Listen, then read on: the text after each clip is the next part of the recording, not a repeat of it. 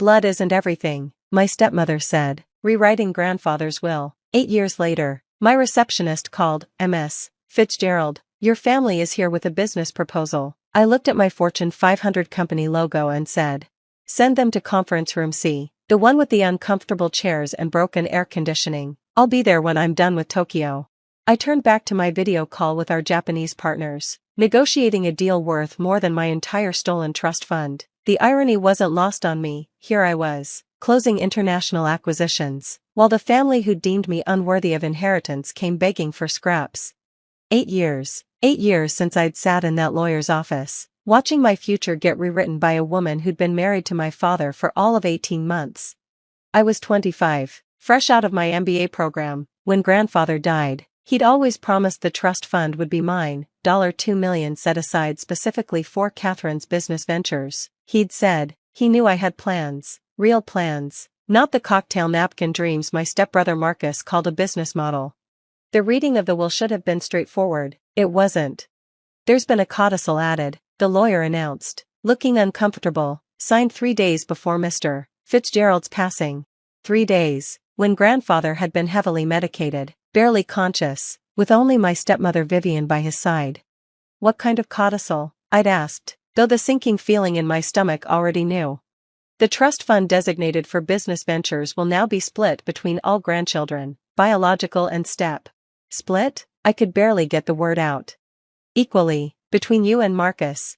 Marcus, who'd joined the family a year and a half ago when Vivian married my father. Marcus, who'd never met my grandfather before he got sick. Marcus, who'd spent every hospital visit talking about his revolutionary app idea while grandfather was too medicated to protest. That's impossible, I said. Grandfather would never.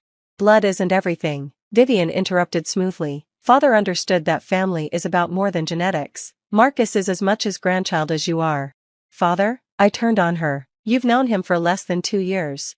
And in that time, he came to love Marcus like his own. Isn't that right, Daniel? My father, weak as always when it came to his new wife, just nodded. Dad wanted to be inclusive. Catherine, you should be happy to share. Share what I was promised since I was 15. Share what I worked for. What work? Marcus finally spoke. That smug smile I'd come to hate playing on his lips. Grandfather's money was a gift, not a salary. I spent every summer working in his company, learning the business, preparing to carry on his legacy. And I spent the last 6 months showing him my business plan. Marcus countered. He was very excited about crypto bro. Crypto bro? I laughed bitterly. Your cryptocurrency for frat boys? That's what convinced him to rewrite his will. It's a revolutionary blockchain solution for social transactions. It's a Ponzi scheme with a stupid name. Catherine, Vivian's voice was sharp. That's enough. The will is legal and binding. Marcus gets his half. What you do with yours is your business. $1 million. I said numbly. You're taking half my trust fund for an app called CryptoBro. Don't be dramatic, my father said. $1 million is still more than most people see in a lifetime. It was supposed to be $2 million, the amount grandfather calculated I'd need for my biotech startup. We'd planned it for years. Plans change, Vivian said simply. Marcus needs capital too. His app could change the world. His app is a joke. I have patents pending, research completed, actual scientists ready to work. And now you have $1 million to make it happen, she said with finality. Or you can waste time fighting this and have nothing. Your choice. The lawyer confirmed what I already knew. The codicil was suspicious but legal. Challenging it would take years and hundreds of thousands in legal fees, with no guarantee of success. Vivian had been careful. I took my $1 million and walked away from my family. It wasn't enough, not for the lab space, the equipment, the staff I needed, but rage is a powerful motivator, and humiliation is rocket fuel for the truly determined. I pivoted. Instead of biotech, I went into software, lower overhead, faster returns. I lived in a studio apartment with 3 roommates, ate ramen twice a day, and coded until my eyes bled. Every dollar went back into the company. My first app was simple, expense tracking for small businesses. It took off. The second one integrated with major accounting software. That one got attention. By the third, VCs were calling. What drives you? One investor asked during a pitch. Spite. I answered honestly, pure, crystallized spite. He laughed, thinking I was joking. He still wrote a check for $10 million. Meanwhile, Marcus burned through his $1 million in 18 months, Crypto Bro launched with massive parties, celebrity endorsements he couldn't afford, and technology that didn't work. The app crashed on day 1. The investors sued on day 30. By month 6, Crypto Bro was a punchline in tech blogs. It's a learning experience. I heard Vivian tell people, all entrepreneurs fail at first. Except I hadn't failed. My company grew exponentially. We acquired competitors, expanded internationally, went public in year 5. By year 7, we were Fortune 500. Which brought us to today. I finished with Tokyo, deal closed, another $100 million in revenue secured, and made my way to conference room C. They were all there, Vivian looking older but still perfectly put together, my father somehow smaller than I remembered, and Marcus in a suit that screamed rental. Catherine, Vivian started. Ms. Fitzgerald, I corrected, or CEO Fitzgerald, if you prefer. This is a business meeting, not a family reunion. Of course, she adjusted quickly. Thank you for seeing us. You have 15 minutes. What's the proposal? Marcus cleared his throat, pulled out a laptop covered in startup stickers. I've developed a new app. Another one? This is different. Crypto Bro was ahead of its time, but Brochain. Brochain? I couldn't help but laugh. You're seriously pitching me something called Brochain? It's blockchain for everyday bros. Stop. I held up a hand. Just stop. What do you want? Investment, my father said quietly. Marcus has learned from his mistakes. This time will be different. Like Crypto Bro was different from his NFT marketplace for gym selfies? What was that called, Swolecoin? Those were learning experiences, Vivian said defensively.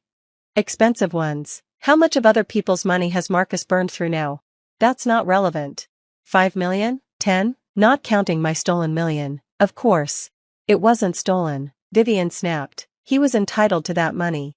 Was he? Tell me, in the 18 months between your marriage and grandfather's death, how many times did Marcus visit him before he got sick? Silence.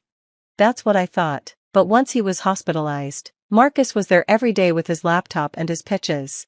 I was building a relationship, Marcus protested. You were manipulating a dying man, and you, I looked at Vivian, you were enabling it. How dare you? How dare I what? Tell the truth? You married my father for money, convinced him to petition for trust access, and when that failed, you got a confused, medicated old man to sign a codicil that contradicted 10 years of estate planning. That's slander, Vivian said coldly. That's fact, but we're not here to relitigate the past. You want money, how much? 2 million, Marcus said quickly, for a 40% stake in Brochain. I laughed, really laughed. 2 million? The exact amount of my original trust fund? It's what the company's worth. Your company is worth exactly nothing. You have no product, no patents, no team, no revenue. You have a PowerPoint and a history of failure. Everyone fails. Not everyone fails with other people's money, repeatedly, while learning nothing. So you won't invest? My father asked. Oh, I'll invest, just not how you want. I pulled out my phone, sent a quick message. I just had our acquisitions team pull every public record on Marcus's ventures. Turns out he owes $2 million to various creditors, lawsuits pending, judgments outstanding. That's business. That's fraud, in some cases, but I'm feeling generous. I'll pay off all of it. Their faces lit up. In exchange for a signed agreement that Marcus will never start another company, never pitch another investor, never use the Fitzgerald name in any business context. That's cruel, Vivian gasped. That's mercy. The alternative is I let the lawsuits play out. How's bankruptcy sound, Marcus? You're trying to destroy him, she accused. I'm trying to save him, and every investor he hasn't met yet. Marcus is a serial failure who burns through other people's money with bad ideas and worse execution. I'm offering him a clean slate and a chance to find something he's actually good at. Like what? Marcus asked bitterly. I don't know. What are you good at? Besides convincing dying grandfathers to rewrite wills? Catherine, please, my father tried. He's your brother. Stepbrother, for 8 years, during which he's done nothing but take my inheritance, my grandfather's last coherent moments, investor money, family reputation. When does it end? When someone gives him a real chance, Vivian insisted. He's had nothing but chances. My $1 million was a chance. The investors he defrauded gave him chances. How many more until you admit he's just not capable? You had advantages. I had half the money I was promised and a family who chose a stranger over me. Every advantage I have, I built myself. With $1 million head start, Marcus muttered. You had the same million. Where's your Fortune 500 company? Silence. That's what I thought. So here's my offer, debt relief in exchange for a non-compete. Take it or leave it. What about family loyalty? Vivian demanded. You killed that when you rewrote grandfather's will. When you decided blood isn't everything, you freed me from any obligation to consider it. This is revenge, she accused. This is business, something Marcus might understand if he'd ever actually built one. I stood to leave. You have 24 hours to decide. After that, I'll let the lawyers handle it. All of them, including mine, who've been investigating that codicil for 8 years. You can't prove anything, Vivian said, but her voice wavered. Maybe not, but discovery is a wonderful thing. All those medical records, visitor logs, signature comparisons. Want to risk it? They didn't answer. I thought not. 24 hours. My assistant will send the paperwork. Katie, wait. My father called, using my childhood nickname. This isn't who you are. You're right. I'm not Katie anymore. Katie believed family meant something. Katie trusted that promises would be kept. Katie thought $1 million was enough to build her dreams. That girl is gone. You killed her in that lawyer's office when you chose your new wife's son over your daughter. I was trying to keep the peace. You were being a coward, and you cost me half my inheritance for it. You've done well regardless. I've done well despite you, despite being betrayed, undermined, and stolen from by people who should have protected me. But thank you for the lesson. It taught me never to trust, never to share, and never to give second chances to people who've already shown their character. That's a lonely way to live, Vivian said. Says the woman who isolated a dying man to steal his granddaughter's inheritance. I'll take my loneliness over your kind of family any day. I left them there and returned to my office, corner suite, floor-to-ceiling windows, everything I'd built from half a dream and whole lot of anger. My phone buzzed. Marcus had already texted, please reconsider. I have a family to support. I laughed. Since when? According to my research, he was single, childless, and living in Vivian's pool house. I typed back, blood isn't everything, remember? Neither is family, but debt is forever. Take the deal. 24 hours later, they signed. Marcus's creditors were paid, his business career officially over. Vivian raged about cruelty and betrayal, but she signed too. What choice did they have? That night, I called my lawyer. I want to create a trust fund, $2 million, specifically for young entrepreneurs whose family members have stolen or redirected their inheritance. That's very specific. It's very necessary. Call it the Blood Isn't Everything Fund, for when family proves that sometimes, blood is worth less than water. Poetic. Personal experience? The most personal. My stepmother convinced my dying grandfather to give half my trust fund to her son. He blew it on an app called CryptoBro. You're joking. I wish, but I turned my half into this. I gestured around my office. Imagine what someone could do with the full amount they deserved. And your stepbrother? Just signed a non-compete. He'll never waste investor money again. That's cold. That's necessary. Some people are builders, some are burners. The key is keeping the burners away from the money. And family? Family is who earns it, not who marries into it or manipulates for it. I hung up and looked at my grandfather's photo on my desk. He'd wanted me to build something great. I had, just with half the resources and twice the motivation. Blood isn't everything? Vivian was right about that, at least. Success is everything, and I had more of it than all of them combined. Case closed, company built, family dismissed. And somewhere out there, another entrepreneur would get their full shot at greatness, not the half-portion family greed had left them. That was my real revenge, not just succeeding despite them, but ensuring others wouldn't face the same betrayal. Blood isn't everything. But building something from spite? That's eternal. I knew something was off the moment I heard my mother's hushed voice through the kitchen door. We need April here now. It's the only way this will work. My father's muffled response made my stomach twist. She'll never agree if she knows the truth. I should have trusted my instincts right then, but when you're raised to believe family comes first, red flags just look like flags. My name is April, and this is how I learned the hard way that blood isn't always thicker than water. April, sweetheart. My mother's voice shifted to sugary sweet as I pushed through the door. She quickly ended her phone call, sliding her cell into her pocket. We didn't hear you come in. Sorry I'm early for dinner, I said, watching their faces carefully. The meeting at work finished sooner than expected. My father busied himself with the dishes, avoiding eye contact.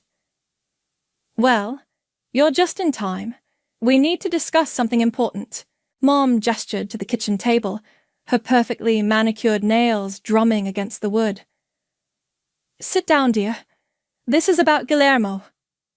My brother's name got my full attention. Is he okay? He's being deployed again, Mom said, retching for my hand. 6 months, maybe longer. What about Sawyer and August? I asked, thinking of my niece and nephew. That's exactly what we need to discuss. Dad finally turned around, leaning against the counter. The kids need someone to stay with them in Guillermo's house. Their mother's not in the picture, and we're too old to handle 2 young children full-time. I felt the trap closing in before they even sprung it.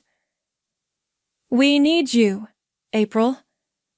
Mom squeezed my hand. The kids need you. Guillermo needs you. I have a job, I protested. A life. My apartment. You can work remotely. Dad cut in. Most companies are flexible these days, and you've always said you wanted to spend more time with the kids. When does he deploy? 2 weeks. Mom answered too quickly. I pulled my hand away. 2 weeks? And he's just telling us now? You know your brother. Dad shrugged. Never wants to worry anyone. Something didn't add up. Guillermo always planned everything meticulously, especially when it came to his kids. He would have had arrangements in place months ago. Let me call him. I reached for my phone. He's in pre-deployment training, Mom interrupted. Very limited contact, but he agreed this would be best for everyone. I looked between them, searching for signs of deception. You're sure he's okay with this? Of course! Mom's voice rose slightly. Why wouldn't he be? The next hour was a blur of guilt trips and emotional manipulation. They had answers for everything. My job concerns, my lease, my social life. By dessert, I felt cornered into agreeing. I'll need to give notice at work, I said, pushing away my untouched pie. We'll help you move this weekend, Dad said, already pulling out his phone to make arrangements. That night, I called my best friend Shia. Something feels wrong. I paced my apartment. They were too prepared, too pushy. Then don't do it, Zia said simply. But what if Guillermo really needs me? Those kids... I stopped pacing. I can't let them down. Your parents are master manipulators, Thea reminded me. Remember the Christmas incident? I did. They'd orchestrated a family crisis to prevent me from taking a job in Seattle 3 years ago. Just be careful, Thea advised. Document everything. 2 weeks later, I stood in Guillermo's living room, surrounded by boxes and 2 excited kids. Sawyer, 7 and precocious, hadn't stopped chattering since I arrived. 5-year-old August clung to my leg like a koala. Daddy said you're staying forever, Sawyer announced, helping me unpack kitchen boxes. Not forever, sweetie. Just until your dad comes home. Grandma said forever, August mumbled into my knee. I froze, a coffee mug suspended halfway to the cabinet. Grandma said that? Uh-huh. She told the man with the clipboard you're staying forever so they can sell the house. The mug slipped from my fingers, shattering on the floor. As I cleaned up the pieces, my mother's whispered words from 2 weeks ago echoed in my head. It's the only way this will work. What exactly had I gotten myself into? Don't worry about the mess. Mom appeared in the doorway, making me jump. I'll clean it up. You focus on getting settled in." She smiled, but it didn't reach her eyes. "After all, we want everything to be perfect, don't we?" "Perfect for what?" I wanted to ask. Instead, I nodded and hugged the kids closer. Whatever game my parents were playing, they'd chosen the wrong pawn. 3 weeks into my new role as substitute mom, I'd developed a routine. Drop Sawyer at school, take August to preschool, work remotely from Guillermo's home office, then tackle the mountain of tasks that came with caring for 2 kids. It would have been manageable if not for my parents' constant hovering. "The realtor's coming by today," Mom announced, letting herself in without knocking. Again. I looked up from my laptop. "What, realtor? Oh, just for an assessment." She waved dismissively. "Insurance purposes? Shouldn't we wait for Guillermo to handle that?" "Your brother gave us power of attorney before he left." Dad appeared behind her. "Standard procedure for deployment." I'd worked in legal services long enough to know that wasn't standard at all. "I'll need the office cleared out by 2. Mom started opening drawers. "And maybe the kids could stay at our house tonight? They have school tomorrow." I closed my laptop, and I promised Sawyer we'd video call her class pet's new babies. "The hamsters?" Mom wrinkled her nose. "Surely that can wait." "No, it can't." I stood my ground. The kids need routine right now. After they left, I searched Guillermo's office. The drawer Mom had been rifling through contained property documents, but something was missing. I remembered seeing a blue folder here last week. My phone buzzed. A text from Thea. "Coffee? I'm in your neighborhood." 20 minutes later, we sat in a quiet corner of the local cafe. "They're up to something," I whispered, stirring my latte. "Yesterday, I overheard Mom on the phone talking about market value and quick sale." "Have you heard from Guillermo?" Thea asked. "No, and that's weird, too. He always finds a way to contact the kids even during training." A familiar voice carried across the cafe. "The property is perfect for development. Once we clear the title—" I grabbed Thea's arm. 2 tables over sat a man in a suit, the realtor, I assumed, talking to someone on his phone. "Yes, Mrs. Morgan assured me the current occupants are temporary. We can close within 60 days. My coffee turned to acid in my stomach. "Did he just say Morgan?" Thea whispered. "Your mom's maiden name?" That night, after tucking the kids in, I searched Guillermo's email. His password had always been predictable. The kids' birthdays combined. The most recent emails were from 3 months ago. "Hey, big brother," I typed. "If you get this, please contact me. Something's not right." "Auntie April?" Sawyer's voice made me jump. She stood in the doorway, clutching her stuffed giraffe. "I had a bad dream." I closed the laptop.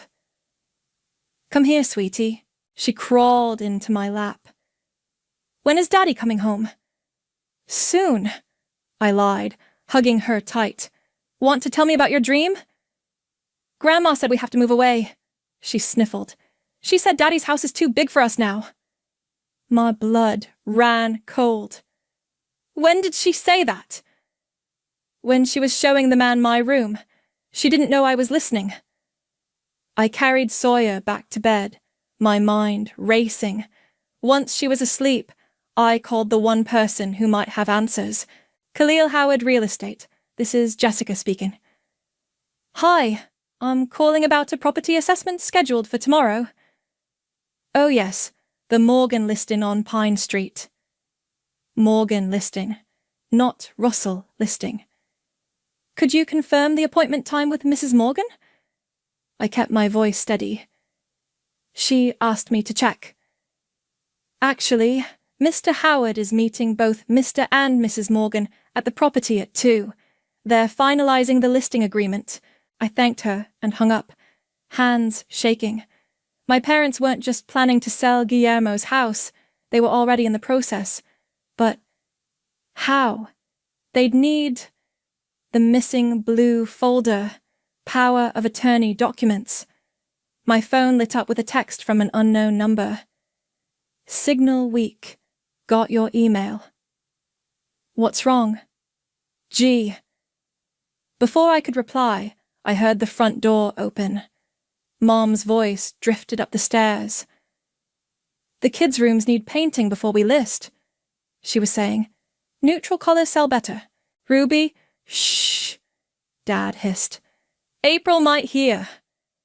Oh, please, she's clueless, Mom scoffed. Just like her brother, too trustin' for their own good. I pressed my hand against my mouth, stifling my anger. Through the gap in the office door, I watched them climb the stairs, carrying paint samples and carpet swatches. My phone buzzed again. April, you there? Signal dropping. Call base command if emergency. I typed quickly. They're selling your house. Need proof of power of attorney. Call ASAP. The message failed to send. When I tried again, the number was invalid. Downstairs, the front door opened again. More voices joined my parents, male voices discussing property values and development potential. Game on, I thought, opening my laptop. Time to find out exactly what they were planning and how to stop it. What do you mean they forged the documents? Thea nearly spilled her wine. I spread the papers across her dining room table.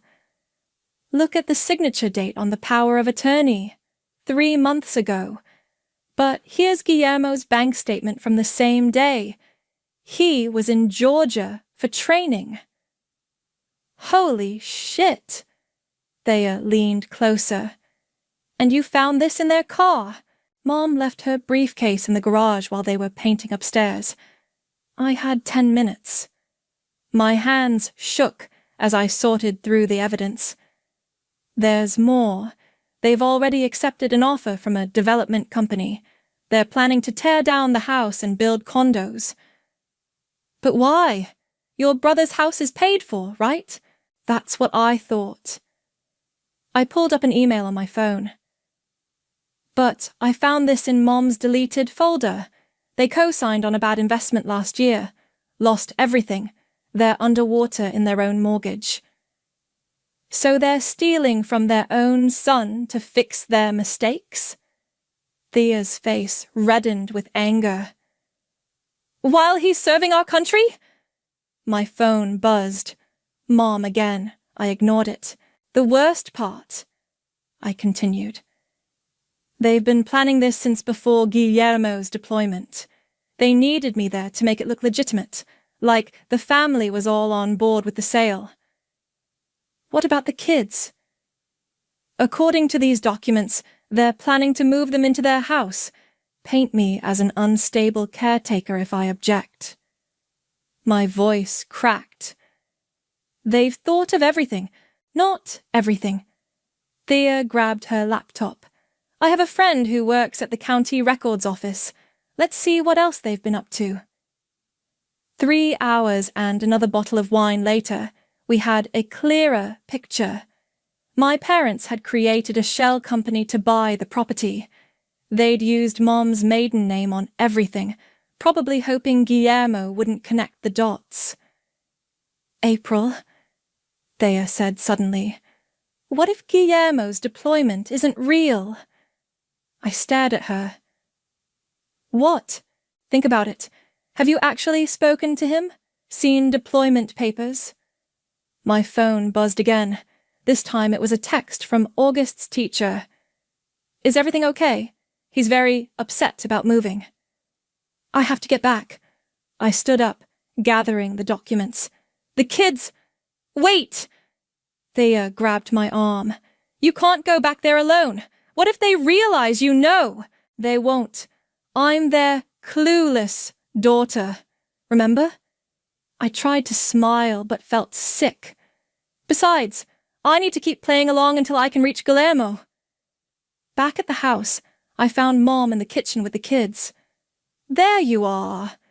She smiled too brightly. We were just discussing summer plans. The children are so excited about moving in with us. No, we're not, Sawyer protested. I want to stay in Daddy's house. Now, sweetheart. Mom's voice hardened slightly. We've talked about this. Sometimes we have to make changes. What changes? I interrupted, watching her face carefully.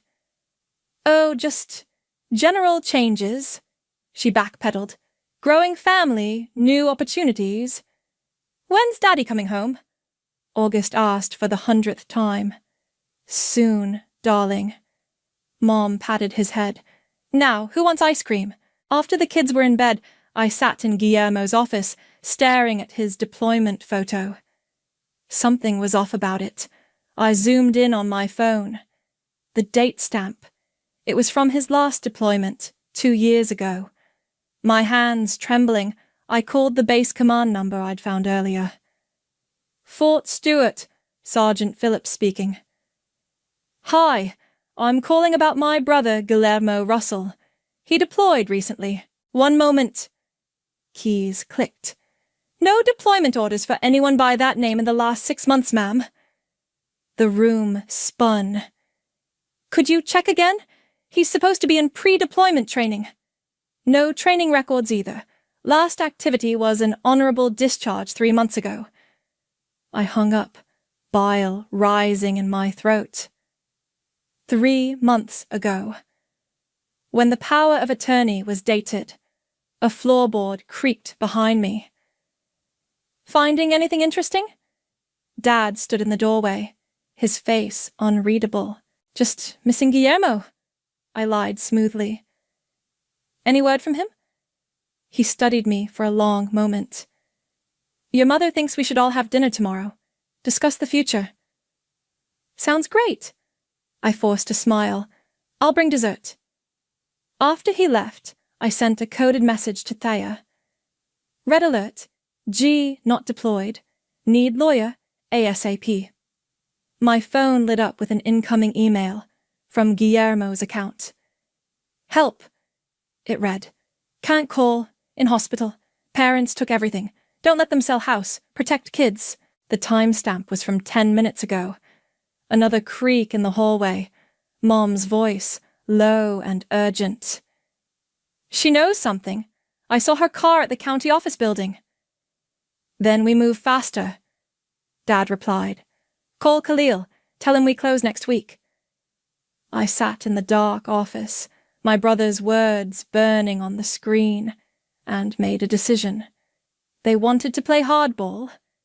Game on. The hospital receptionist sighed at my third attempt.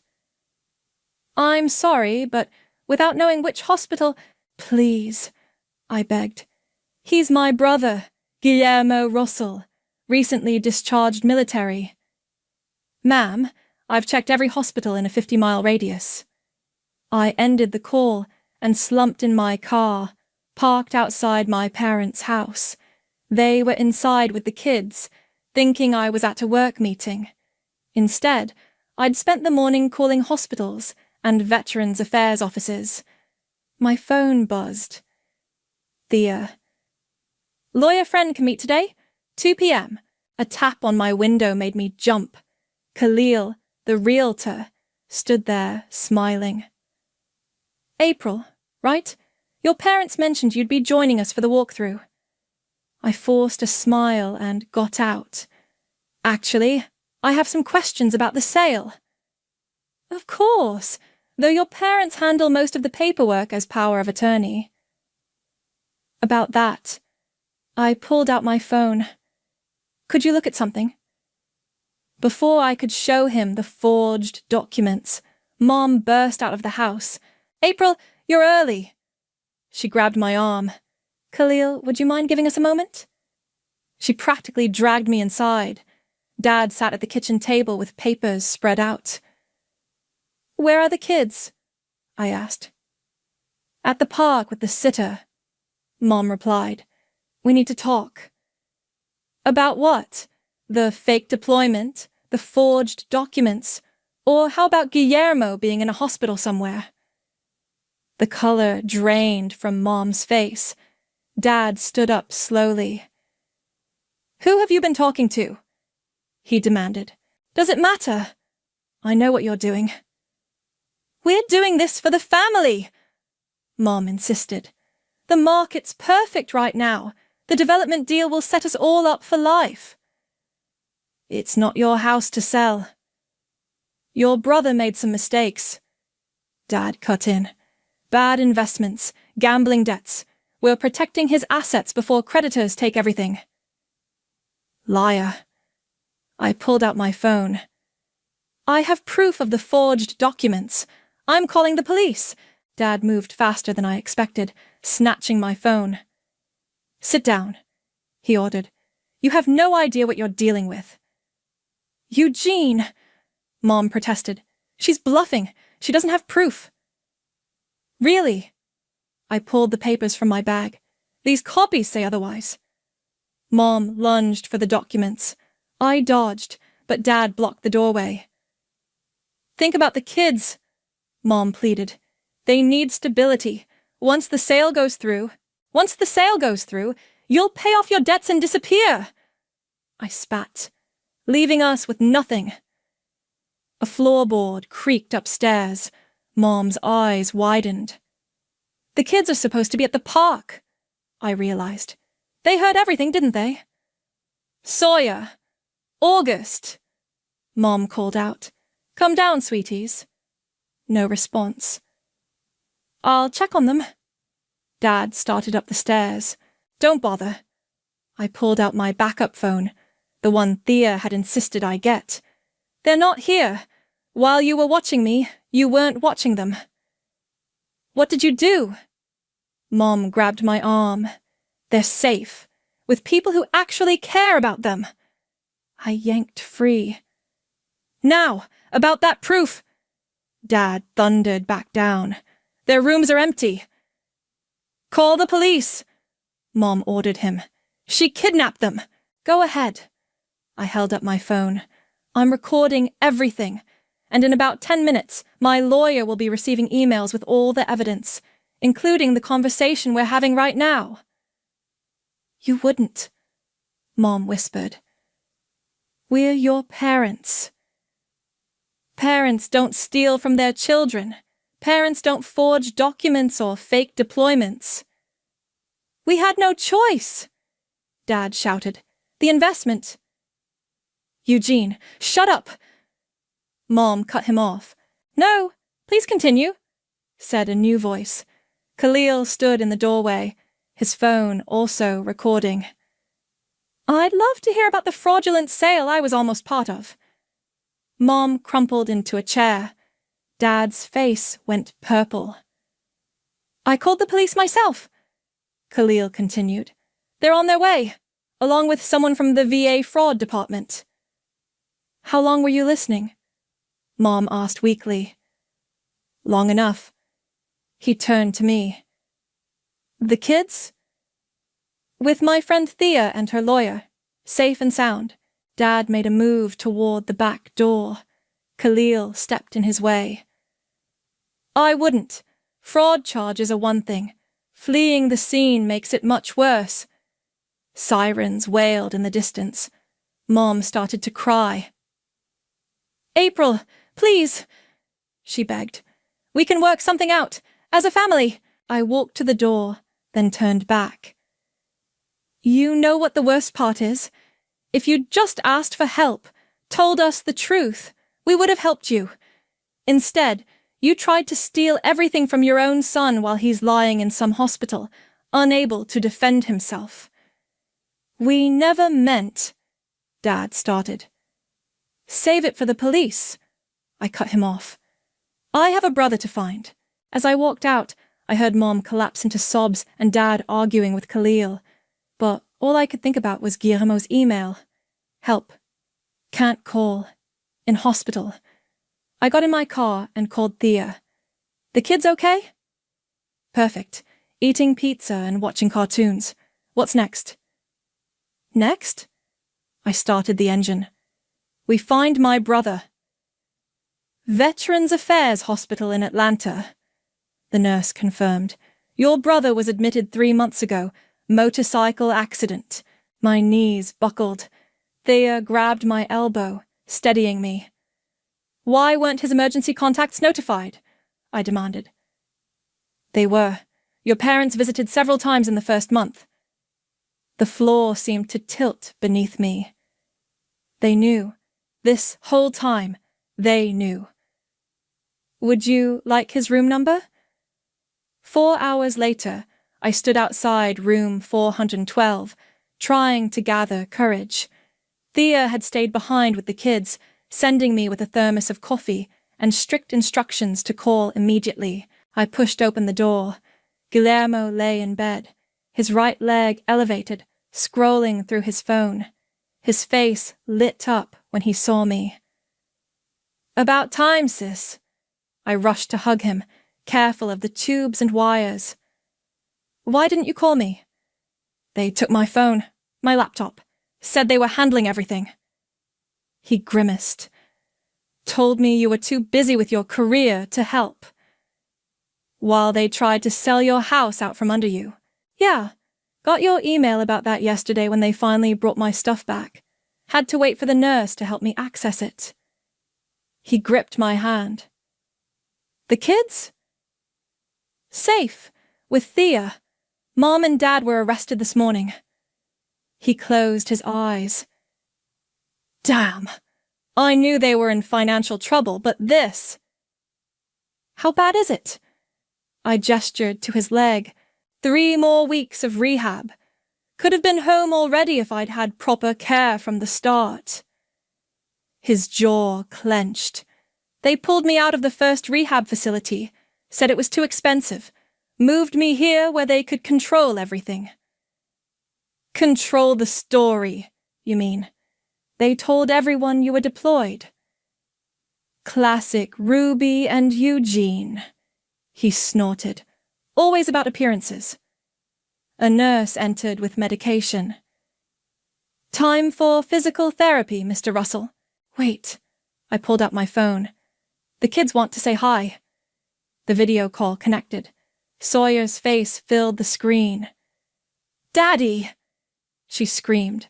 August pushed his way into view, both kids talking over each other. Hey, munchkins. Guillermo's voice cracked. I've missed you so much. Are you coming home? August asked. Soon, buddy. Auntie April's going to help me get better.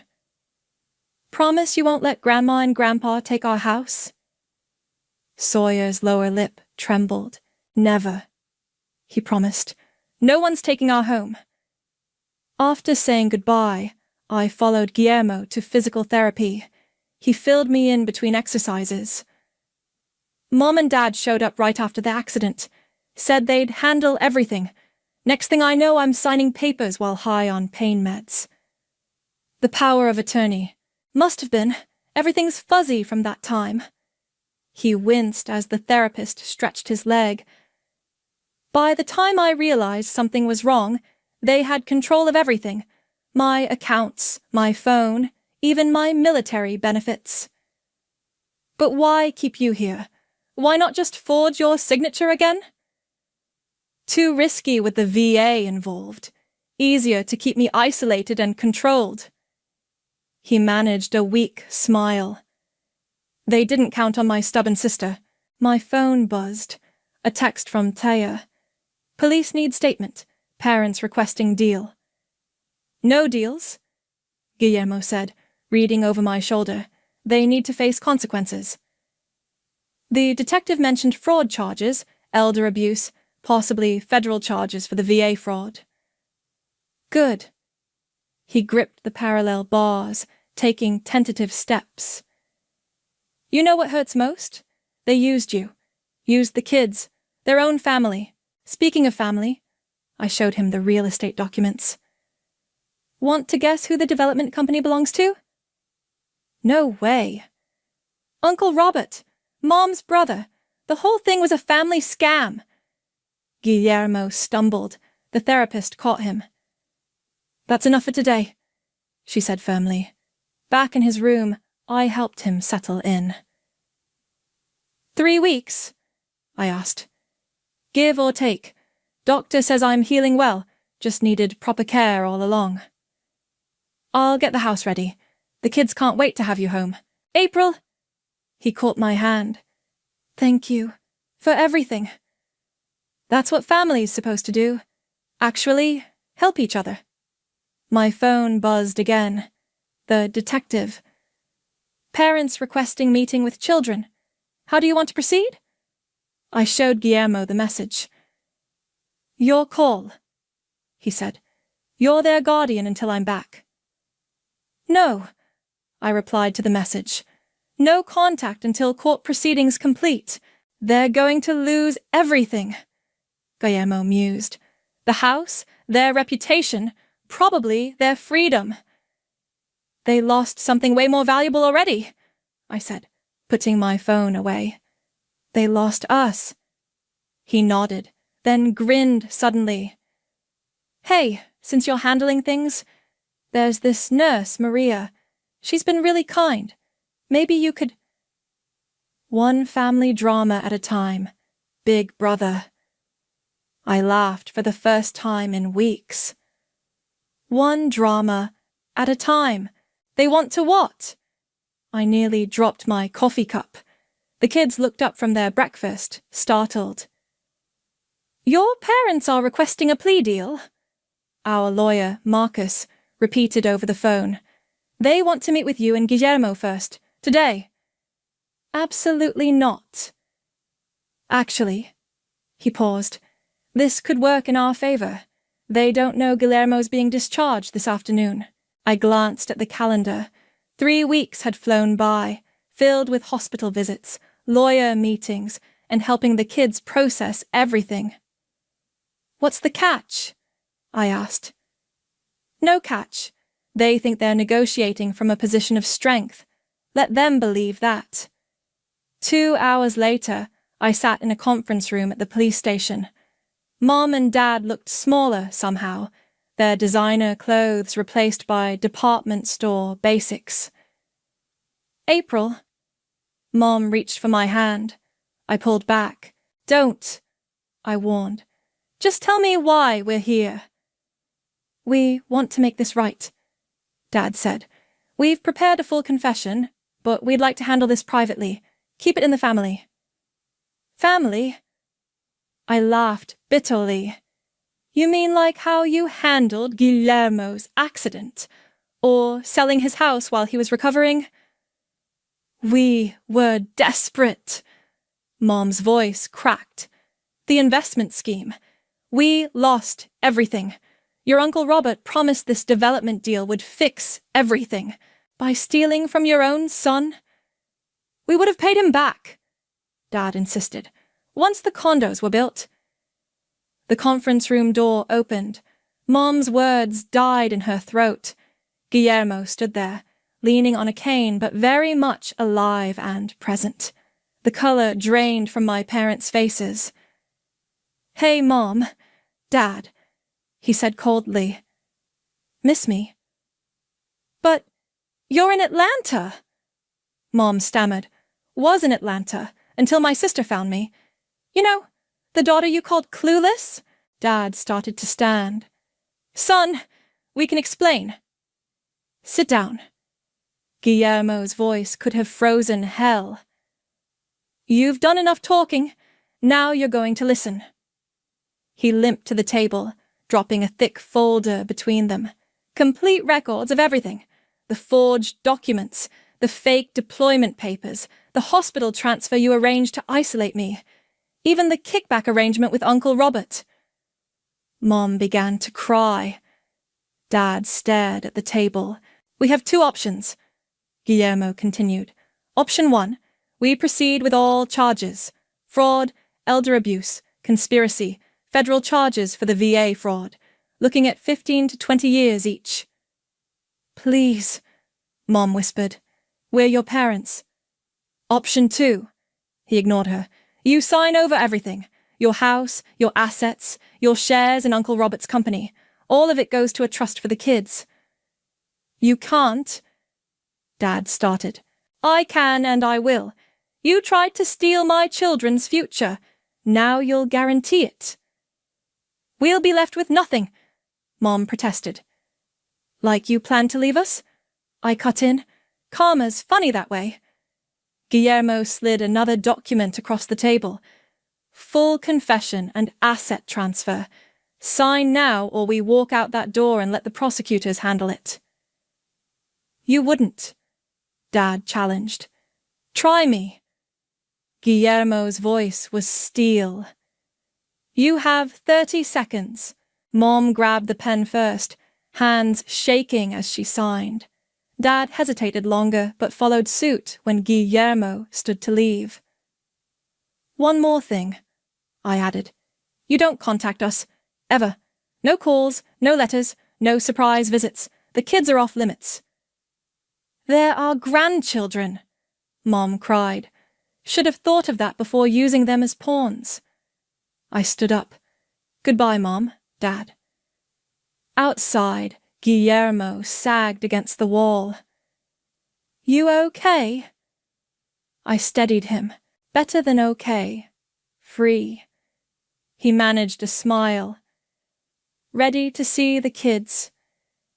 They've got a surprise for you at home. The surprise turned out to be a Welcome Home Daddy banner, slightly crooked and covered in glitter. Sawyer and August launched themselves at Guillermo the moment we walked in. Careful of his leg, I cautioned, but he was already on the floor with them, hugging them tight. Daddy, look! August pointed to the window. We planted flowers, and I kept your room clean, Sawyer added proudly. Auntie April helped. Speaking of help, Thea appeared from the kitchen with Maria, the nurse from the hospital. Dinner's ready. You invited Maria? Guillermo whispered to me, straightening his shirt. She helped me coordinate your discharge. Seemed only fair to include her in the celebration. Later, after the kids were in bed and Maria had left, with Guillermo's phone number, Tia raised her glass. To family, she toasted. The real kind. To Karma, I added. To my sister, Guillermo finished. The best kind of family anyone could ask for. My phone buzzed. A text from Marcus. Papers filed. Parents' assets transferred. It's done. I deleted the message without responding. Some chapters needed to stay closed. Hey. Guillermo nudged me. Stop thinking so hard. We won. He was right. We had won. But more importantly, we had survived together, and that was worth more than any house or money our parents could have stolen. You're doing what? Guillermo nearly choked on his coffee. Starting a consulting business, I repeated, spreading brochures across his kitchen table. Helping people protect themselves from financial fraud and family scams. 6 months had passed since our parents' downfall. Guillermo was walking without a cane. The kids were thriving, and I'd discovered my calling. Using your experience to help others, Maria chimed in, setting down a plate of pancakes. She practically lived here now. Not that anyone was complaining. It's brilliant. It's more than that. I pulled up my laptop. Look at these statistics. Elder fraud, family financial abuse, real estate scams. They're all increasing. People need someone who understands both sides. Both sides? Guillermo raised an eyebrow. The legal side and the emotional side. Most victims don't come forward because they're ashamed, because it's family. Sawyer wandered in, rubbing sleep from her eyes. Are you leaving us, Auntie April? Never, sweetie. I pulled her into my lap. But remember how some bad people tried to take Daddy's house? She nodded solemnly. Well, I'm going to help other families make sure that doesn't happen to them. Like a superhero. August appeared, his hair sticking up in all directions. Exactly like a superhero, Maria winked at me. Your aunt's going to save people. My phone buzzed. Thea. Meeting set with investors. They love the concept. Speaking of saving people, Guillermo said once the kids were occupied with breakfast. Did you see the news about Uncle Robert? I pulled up the article. The development company had collapsed, taking several investors down with it, including our parents' remaining assets. Karma's still working overtime, I mused. Ms. April? Our new nanny, Rachel, poked her head in. Your first client is here. I straightened my jacket and grabbed my briefcase. The elderly woman waiting in the living room clutched a familiar-looking folder. Thank you for seeing me. She twisted her hands. My son. He's trying to sell my house. Says it's for my own good, but something feels wrong. You're safe here. I sat beside her. Tell me everything. 2 hours later, I had a new client and a clear case of attempted fraud. As I walked her to her car, Thea pulled up. Ready for lunch? We need to prep for the investors. Actually, I gestured to my notes. I need a favor. Could you look into a property transfer in progress? Something's fishy. Already working on another case? She grinned. You're a natural. Back inside, Guillermo was helping the kids with an art project, while Maria prepared lunch. Your mother called the landline, he said quietly. My stomach clenched. What did she want? To apologize. Said she's in therapy, wants to make amends. And I told her we'd consider it. In about 20 years. I hugged him, paint from his shirt smearing on my blazer. You're getting soft, big brother. Nah, he smiled. Just happy, really happy. My phone buzzed again. A text from Marcus. Got another referral for you. Family trust dispute. Interested? Very, I replied. Auntie April, Sawyer called. Come see our painting. The kids had created a chaotic masterpiece, a family portrait. There was Guillermo, Maria, the kids, me, Thea, even Rachel. No sign of grandparents. It's our real family, August explained proudly. The ones who love us for real, Sawyer added. Maria wiped a tear, and even Guillermo looked emotional. Perfect timing. Thea walked in. Your investor meeting just got moved up. They want to fast-track the funding. Go, Guillermo urged. We've got this covered. But, April, Maria cut in, you helped save this family. Now go help save others. I grabbed my things, hugging everyone goodbye. At the door, I paused to look back at my chosen family. Guillermo and Maria helping with homework, the kids arguing over crayons. Thea already on the phone chasing leads. My phone lit up with another message, an unknown number. We're sorry. Please let us see the kids. Mom. I blocked the number without hesitation. Some bridges needed to stay burned. Ready? Thea called from her car. Ready? I joined her, pulling out my presentation. Let's go help some families. You know, she said as we drove, most people would have crumbled after what your parents did. Instead, you turned it into a mission. That's the thing about betrayal, I replied, watching the city scroll past.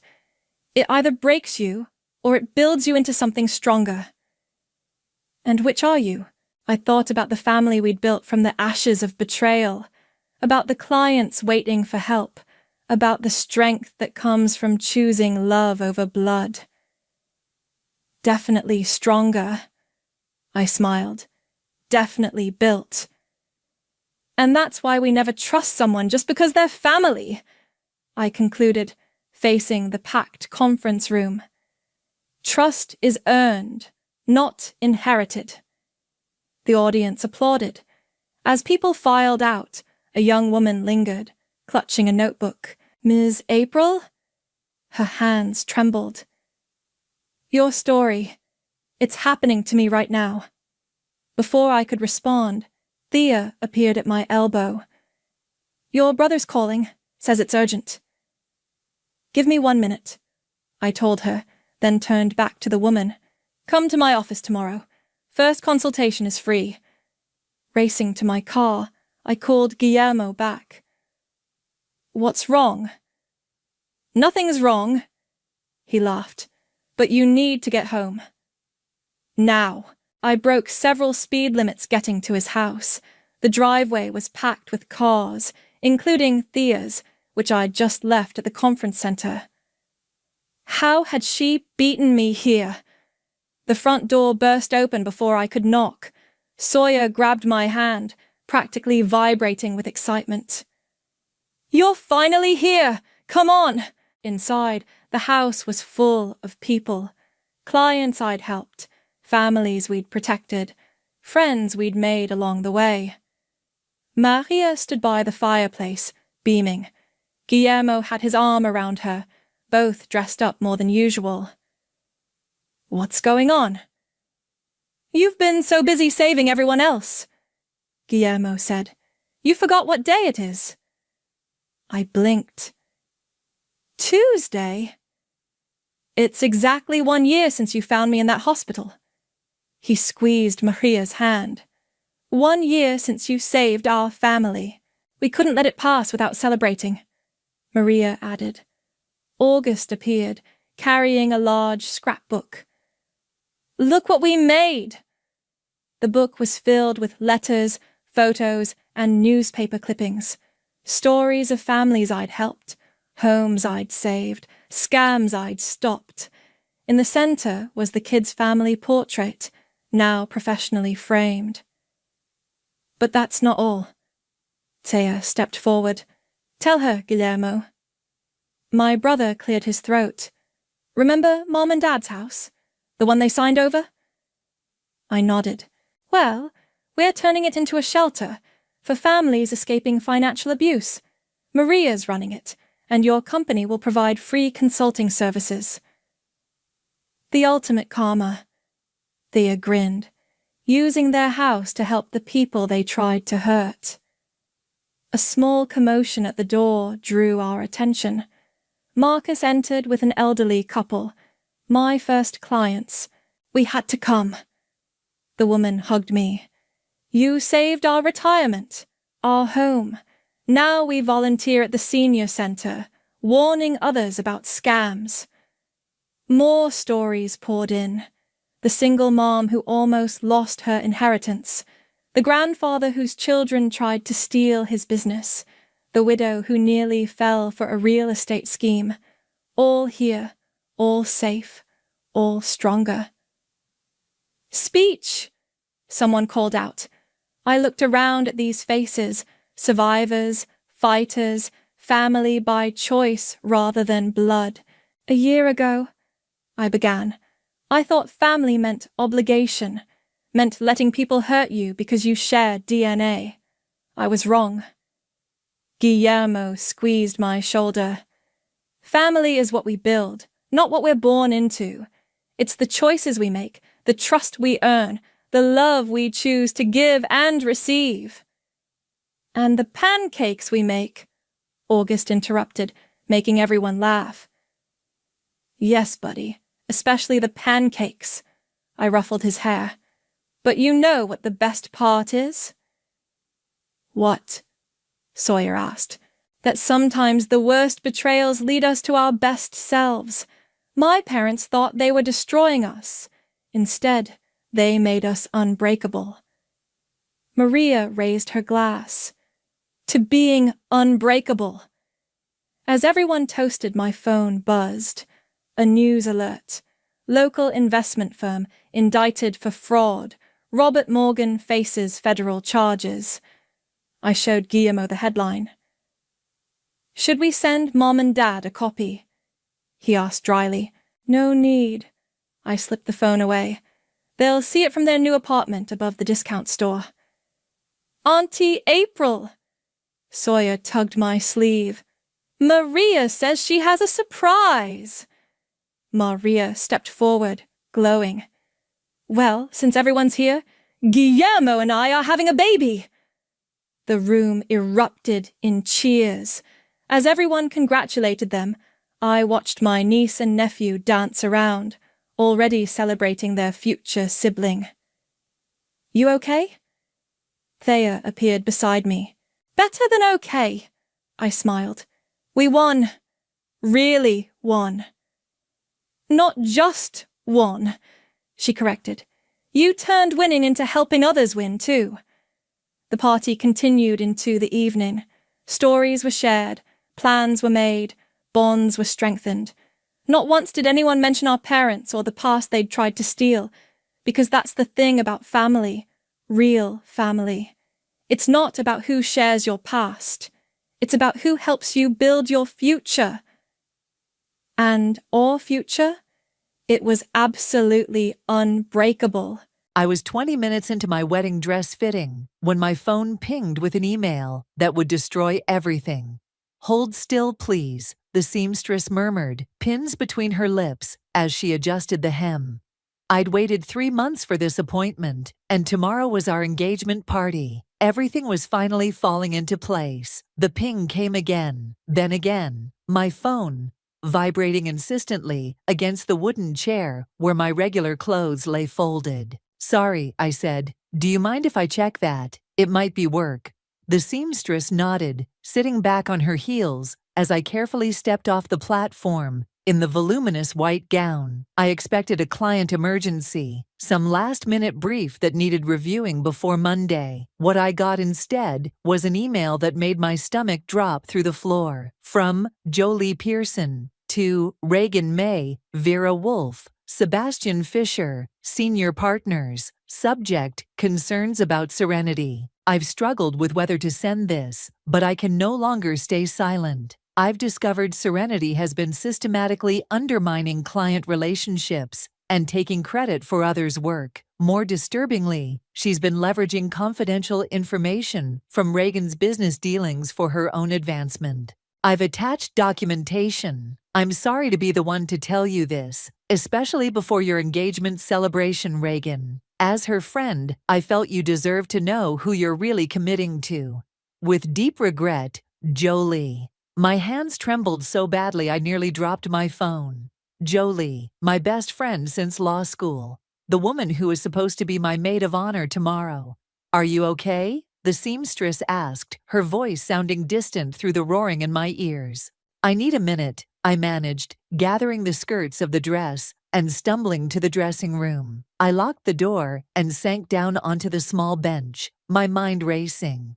The accusations were absurd, completely fabricated, but they were also precisely calibrated to hit my most vulnerable points. 3 years ago, I'd been falsely accused of using confidential information in a case. I'd been cleared, but the whispers had followed me. Jolie knew that. She knew exactly how to make these lies sound plausible. With shaking fingers, I opened the attachments, doctored emails, conversations taken wildly out of context, meeting notes with timestamps altered. It was thorough, calculated character assassination. I called Reagan immediately, straight to voicemail. Then Vera, my mentor at the firm. Same result. My heart pounded so hard, I could feel it in my fingertips. I changed out of the wedding dress in a daze, apologizing to the confused seamstress, promising to reschedule. The silk slipped through my fingers like water as I hung it back on its padded hanger. Would I ever wear it now? Outside, the October air hit my face, but I barely felt it. I ordered a rideshare to Jolie's apartment, my thoughts a hurricane of confusion and betrayal. We'd had dinner together just last night. She'd raised a toast to my happiness, had smiled at me across the table, while this email sat in her drafts folder. 20 minutes later, I was pounding on her door. Serenity. She opened it, wearing yoga pants, and a surprised expression that I now recognized as completely fake. What are you doing here? Aren't you supposed to be at your fitting? I pushed past her into the apartment we'd spent countless evenings in, drinking wine and sharing secrets. Or so I'd thought. Why? My voice came out as a rasp. I thrust my phone at her. The email displayed. What is this? Why would you do this to me? Something shifted in her eyes then. The pretense fell away, and for a brief, chilling moment, I saw something I'd never noticed before. A cold calculation, a satisfaction. Oh, you got that already. She took a sip from her coffee mug, completely unfazed. I thought it might take longer to make its way through the firm's servers. Jolie, these are lies. You know they're lies. My voice rose, desperation clawing at my throat. Reagan, the partners. You sent this to everyone who matters in my life. She set her mug down carefully on the coffee table. Are they lies, though, or just truths no one has been willing to see about you? What are you talking about? We've been friends for 15 years. And for 15 years, I've watched you get everything handed to you. Her voice remained eerily calm. The Westlake case should have been mine. The senior partnership track should have been mine. Reagan should have been mine. The room seemed to tilt sideways. Reagan, what does he have to do with this? Her smile then, I'll never forget it. Small, satisfied, victorious. He's already called me, you know. So confused, so hurt. Needed someone to talk to. She examined her manicured nails. I'll be there for him. I'm always there for everyone, aren't I? Reliable Jolie, the friend who never gets the spotlight. Tears burned in my eyes, but I refused to let them fall in front of her. You won't get away with this. I already have. She picked up her phone, showing me a text from Reagan. Can we meet? I don't know what to think right now. You should go, she said, walking to the door and opening it. You have an engagement party to salvage, if it's still happening. I walked out, numb with shock, her words echoing in my head. In the hallway, my phone buzzed with a call from Vera. I answered, hearing the hesitation in my mentor's voice. Serenity, we need to talk about this email. The partners are concerned. The first tear fell as the elevator doors closed, carrying me down into a nightmare I couldn't have imagined an hour ago. My life, my career, my future marriage, all of it now balanced on a knife's edge because of a woman I would have trusted with my life. And I had no idea how to fight back. I spent the night in Reagan's arms, but the distance between us stretched wider than the Atlantic. He held me mechanically, his body rigid against mine. The engagement ring on my finger felt heavier than it had yesterday, a weight pulling me down rather than lifting me up. I don't understand how she could do this, I whispered into the darkness. 15 years of friendship, and she just fabricated all of it. Reagan's silence lasted 3 heartbeats too long. The documentation looked pretty detailed. Serenity. I sat up, switching on the bedside lamp. His face was carefully neutral, but his eyes gave him away. Doubt. He was doubting me. You can't seriously believe I would do those things. My voice cracked. Reagan, you know me.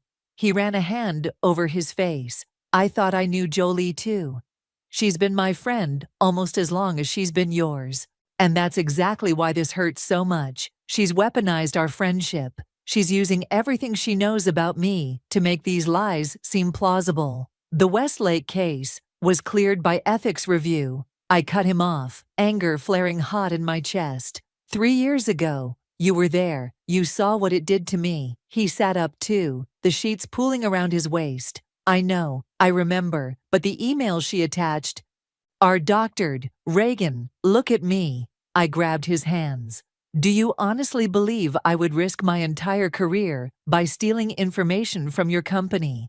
That I would betray you like that? His hesitation was brief, but unmistakable. It cut through me like a blade. I need some air, I said, throwing back the covers and grabbing my robe. In the living room, I paced, hugging myself against the chill that seemed to have settled permanently in my bones. Our engagement party was supposed to start in 14 hours. Guests would be flying in. Reagan's parents were already at their hotel downtown. And now this. My phone lit up with a text from Vera. Meeting with senior partners, scheduled for Monday morning. Be prepared to address these allegations directly. Monday, less than 48 hours, to salvage my reputation and career. I sank onto the couch, head in my hands. How do you disprove a negative? How do you fight accusations designed specifically to exploit your past vulnerabilities? Serenity. Reagan stood in the doorway, looking exhausted. I'm sorry, this is just a lot to process.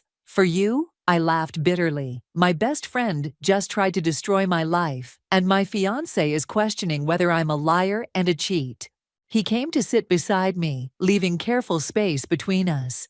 I'm not questioning you. I'm trying to understand what's happening. What's happening is that Jolie wants to take everything from me, including you. I told him what she'd said about him in her apartment. His face paled.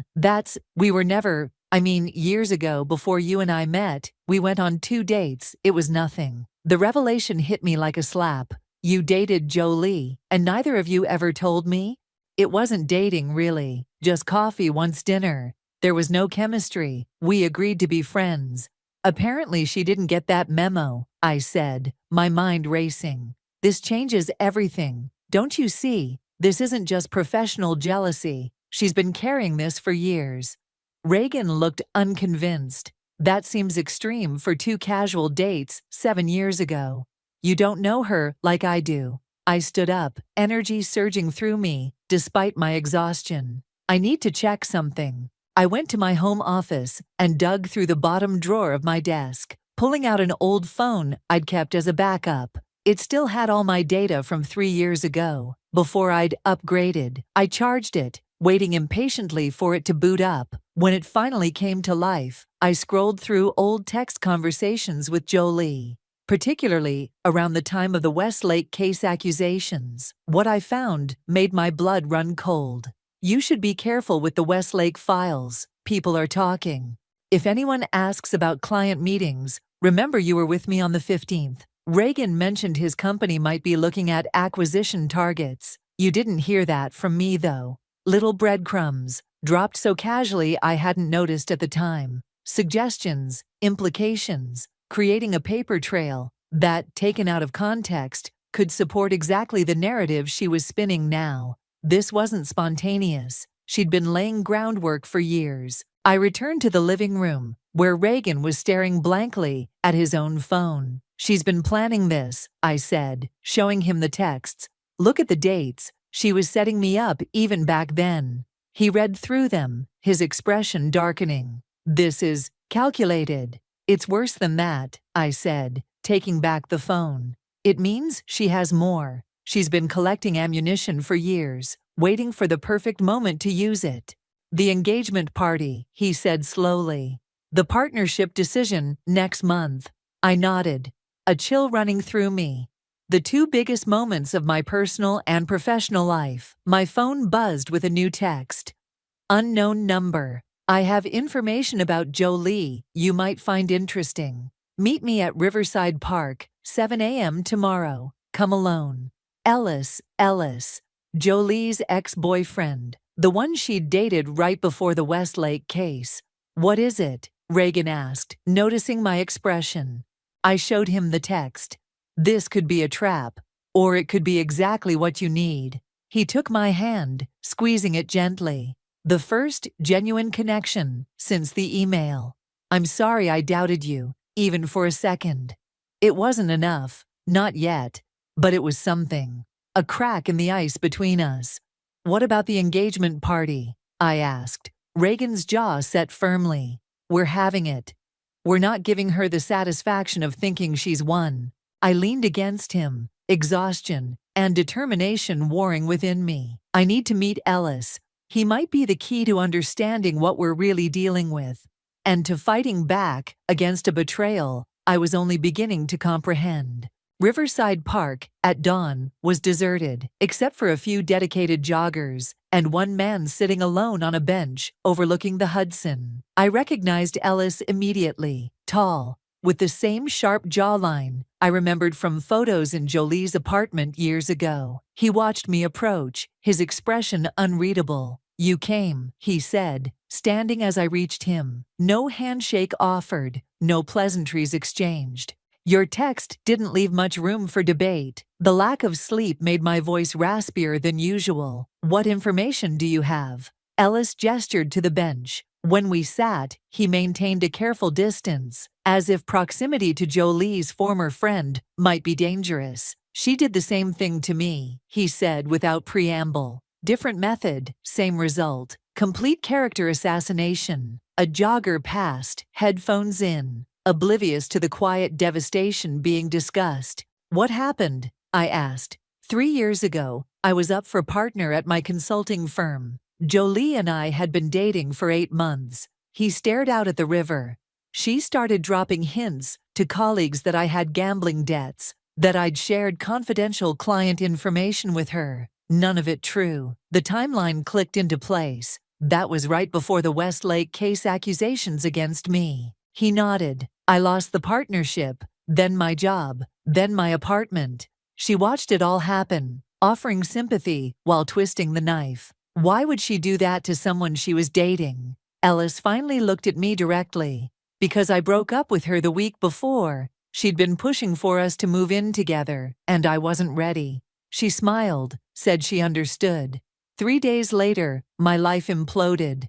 My stomach twisted. And you think she's doing the same to me now?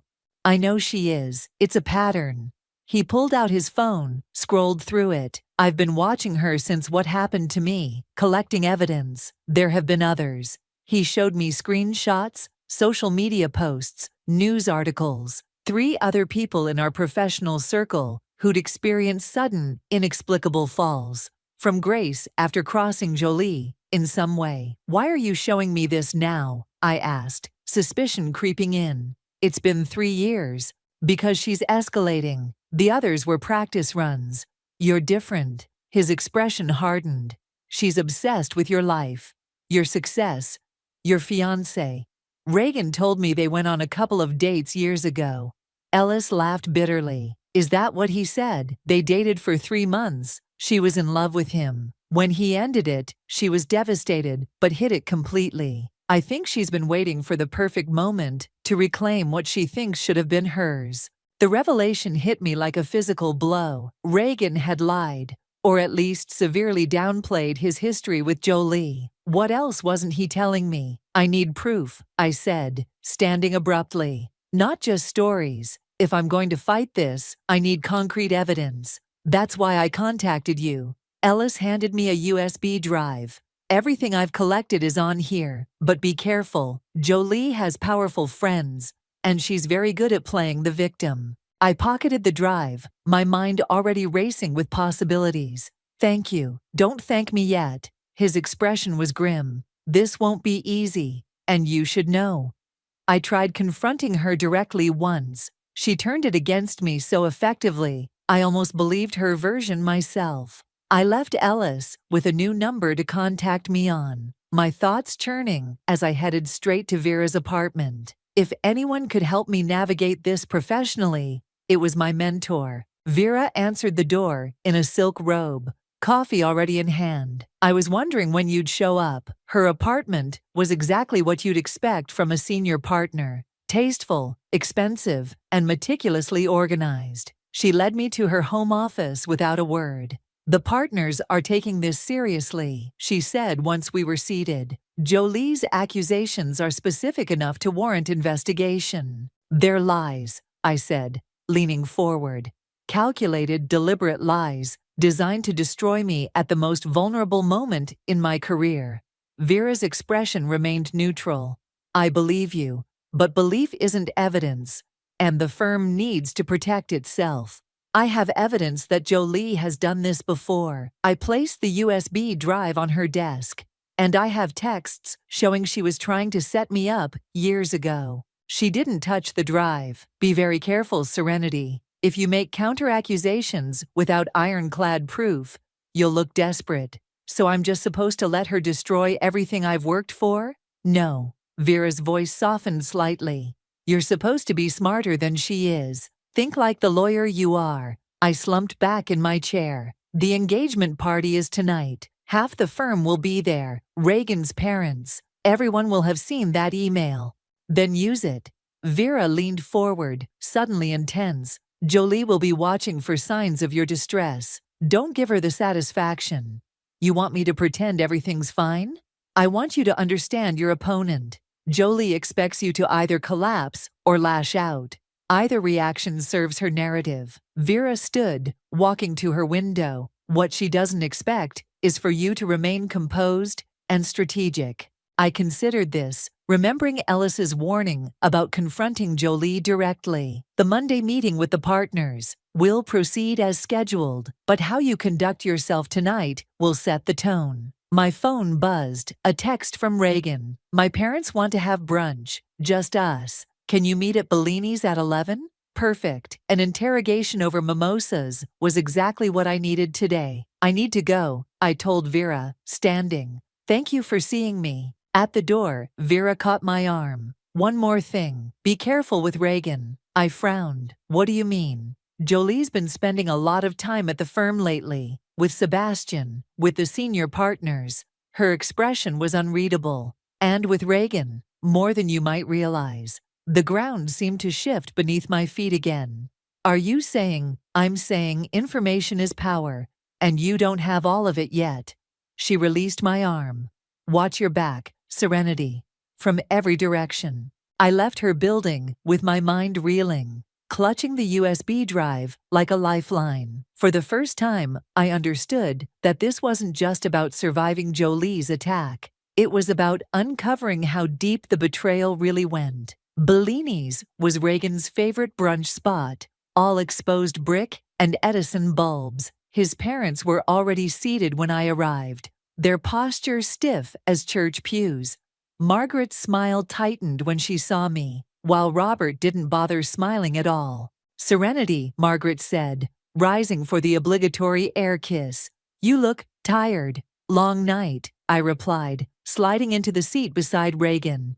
His hand found mine under the table, but his grip felt perfunctory. We were just discussing the party tonight, Robert said, studying his menu with unnecessary focus. Reagan mentioned there might be some workplace complications. I shot Reagan a look. He'd told them. Of course he had. Nothing that can't be handled, I said, reaching for water to soothe my suddenly dry throat. Darling, if there are problems at your firm, perhaps postponing would be sensible.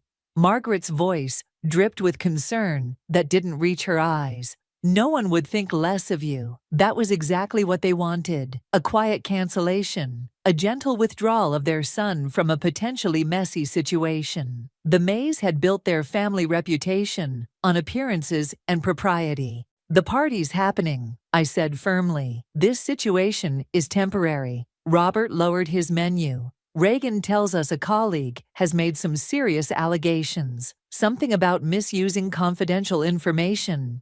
Dad, Reagan warned. What? If she's going to be part of this family, we deserve to know what we're dealing with. I set down my water glass with deliberate care. What you're dealing with is a calculated attack from someone I trusted. The allegations are false. Of course, Margaret murmured, not sounding convinced at all. Though where there's smoke, Mom, Reagan interjected. I'm simply saying that perceptions matter, especially in your position, Reagan. The company board watches everything. The server arrived, saving us from the immediate tension. We ordered, and I excused myself to the restroom, needing a moment to breathe. In the elegant bathroom, I gripped the marble countertop, staring at my reflection. Dark circles shadowed my eyes. I looked exactly like what I was, a woman under siege. My phone buzzed with a text from Ellis. Check the drive yet? Focus on the folder, labeled Patterns. I hadn't had time. Between Vera's warning and this brunch, I'd barely had a moment to think. When I returned to the table, Reagan was in heated whispered conversation with his parents. They fell silent as I approached. Everything okay? I asked, sliding back into my seat. Fine, Reagan said too quickly. Just discussing logistics for tonight. Our food arrived, and we ate in strained silence, punctuated by Margaret's pointed questions about the firm's investigation process and whether my position was secure. Each question felt like a tiny needle, testing for weakness. Actually, I said, setting down my fork, I've discovered Jolie has done this before, multiple times. I'm gathering evidence now. Robert's eyebrows rose. That would certainly change things. It doesn't change that the firm is investigating, Margaret countered. The damage to your reputation is exactly what Jolie wants. I finished for her. She's counting on everyone assuming guilt before innocence. Including us, Margaret asked sharply. I met her gaze directly. You tell me. The table fell silent.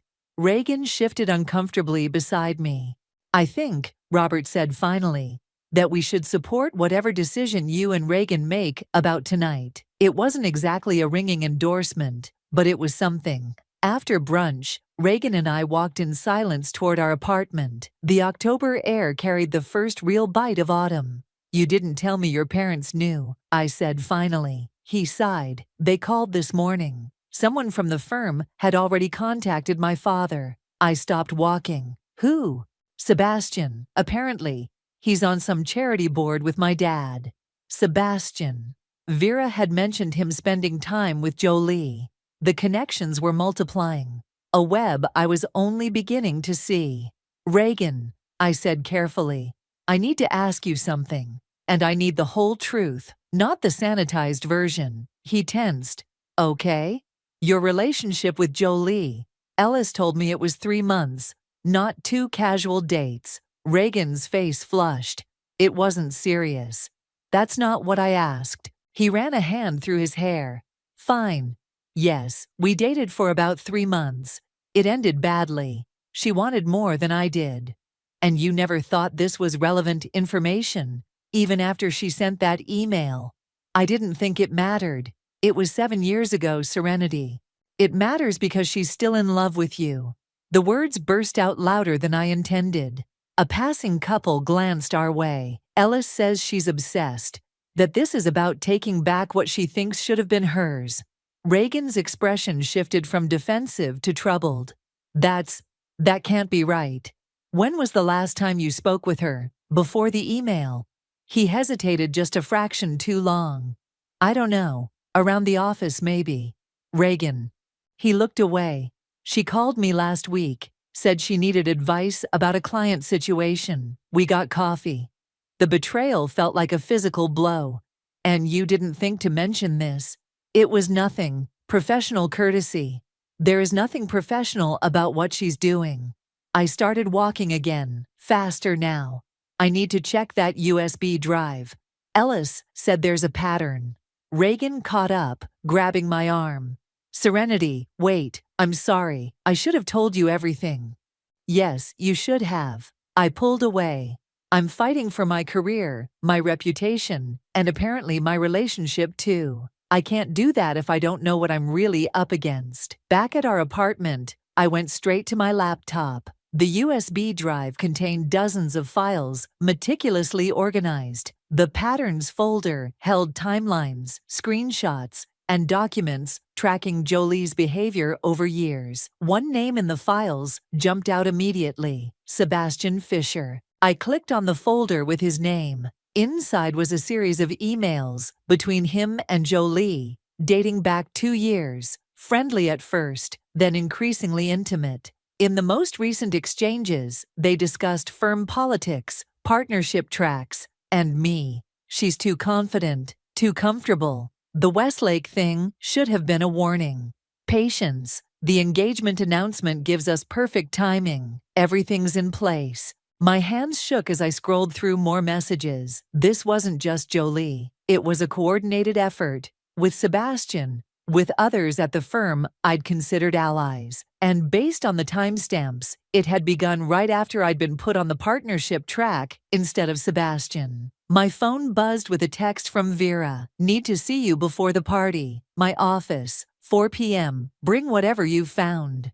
I closed the laptop, a cold clarity settling over me. Tonight's engagement party wasn't just a social event to endure. It was a battlefield, And now, finally, I understood who my enemies really were. Vera's office was a sanctuary of order, law books perfectly aligned, not a paper out of place. She stood at her window, silhouetted against the late afternoon sun, when I arrived. "Close the door," she said without turning. I did, then placed my laptop on her desk. "It's worse than we thought. Sebastian is involved. They've been planning this for years." Vera finally turned, her expression grave. "Show me." I opened the files Ellis had provided, watching Vera's face as she scanned through the evidence. Her composure barely flickered, but I caught the tightening around her eyes, the slight whitening of her knuckles, as she gripped the edge of her desk. "This is comprehensive," she said finally. "Ellis has been thorough. It's enough, isn't it? To stop the investigation, to clear my name." Vera closed the laptop. "It's enough to start a war. They started it. And how do you plan to finish it?" She circled her desk, leaning against it. "These emails implicate Sebastian, who has been with the firm for 15 years and has connections to 3 of our biggest clients. The senior partners won't thank you for this revelation. So I'm just supposed to take the fall? Let them destroy my career to protect Sebastian's?" "I didn't say that." Vera's voice sharpened. "I'm saying you need to be strategic. If you present this evidence now, it becomes a messy internal battle that could damage everyone involved, including you." I paced the office, frustration building. "Then what do you suggest?" "The engagement party tonight. Everyone will be watching. Jolie and Sebastian expect you to be defensive, possibly emotional. They're counting on it. And if I'm not?" A smile ghosted across Vera's face. "Then you've already won the first battle." She was right, of course. Emotional outbursts would only reinforce the narrative Jolie was crafting. That I was unstable, untrustworthy. "There's something else you should know," Vera said, her tone shifting. "The partnership committee meets Monday after your hearing. Sebastian has been lobbying heavily against you." "Of course he has. But 3 of the 5 partners are waiting to see how you handle this situation before making their decision." She held my gaze. "Show them you can navigate a crisis with grace and strategic thinking, and you might still have a chance." The weight of it all, the betrayal, the calculated attack on my reputation, the precarious state of my career and relationship, suddenly felt crushing. I sank into a chair. "Why didn't I see it?" I whispered. "All these years, I thought Jolie was my friend. I thought Sebastian was a colleague. I never saw the resentment building. Because you were focused on your work, not office politics." Vera's voice softened. "It's both your greatest strength and your vulnerability." My phone buzzed with a text from Reagan. "Where are you? We need to get ready soon." "Go," Vera said, nodding at my phone. "Prepare for tonight. Remember, they're expecting you to crumble. Don't give them the satisfaction." I stood, gathering my laptop. "Thank you for believing me. This isn't about belief serenity. It's about evidence and strategy." She paused. "And for what it's worth, I've always known you were the stronger candidate for partner. Sebastian knows it too. That's why he's resorting to this." Her words steadied me as I left the office, a new resolve forming. I wouldn't just defend myself, I would reclaim the narrative entirely. At home, Reagan was already dressed in his suit, pacing our living room. "There you are," he said, relief evident in his voice. I was getting worried. I was with Vera. I set my laptop down carefully. I found evidence linking Sebastian to Jolie's plan. His eyebrows shot up. "Sebastian, are you sure?" "Emails, texts, meeting notes. They've been coordinating this for years." I watched his face carefully. "Did you know Sebastian and Jolie were close?" "I knew they worked together sometimes." He loosened his tie slightly. "Sebastian mentioned her occasionally, but nothing that suggested this." I wanted to believe him, needed to, but doubt had taken root, and I couldn't quite shake it. "I need to get ready," I said, moving toward our bedroom. He caught my arm gently. "Serenity, are you sure we should go through with tonight? We could postpone, deal with this first." "That's exactly what they want." I pulled away. I'm not giving them the satisfaction. In our bedroom, I unzipped the garment bag containing the dress I'd chosen weeks ago, deep emerald silk that made my eyes look almost golden. As I slipped it on, I felt like I was donning armor. My phone buzzed again. Unknown number. Be careful tonight. Jolie and Sebastian will both be watching for weakness. They have something planned. Ellis. I stared at the message, a chill running through me. What else could they possibly do? The damage to my professional reputation was already severe. My relationship with Reagan was strained. What more could they take? Another text arrived, this one from Zara.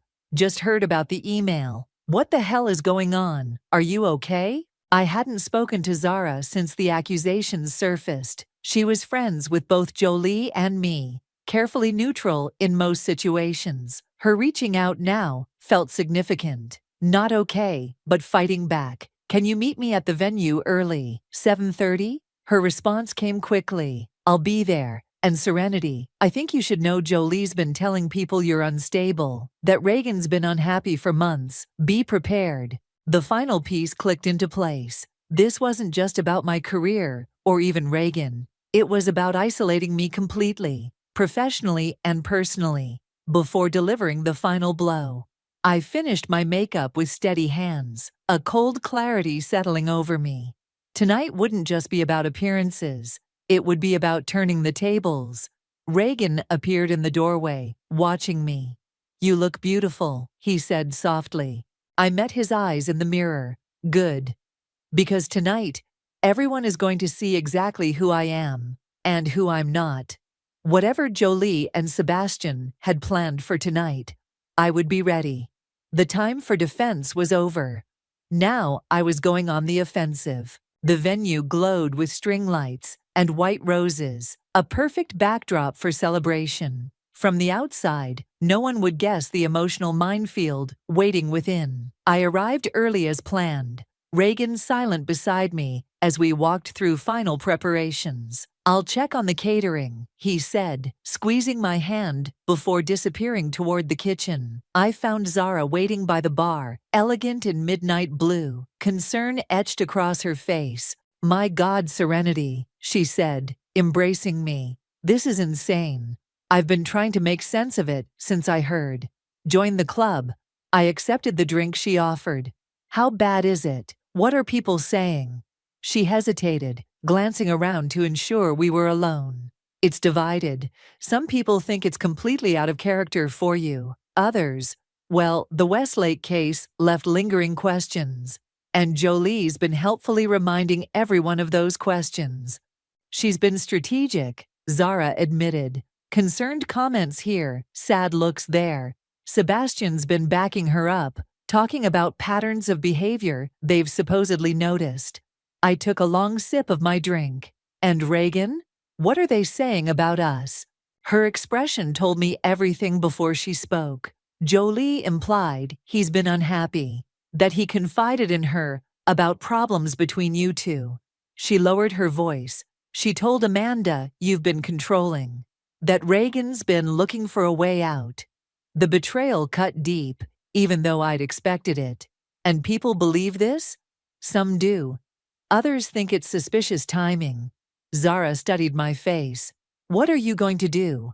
Before I could answer, the first guests began arriving.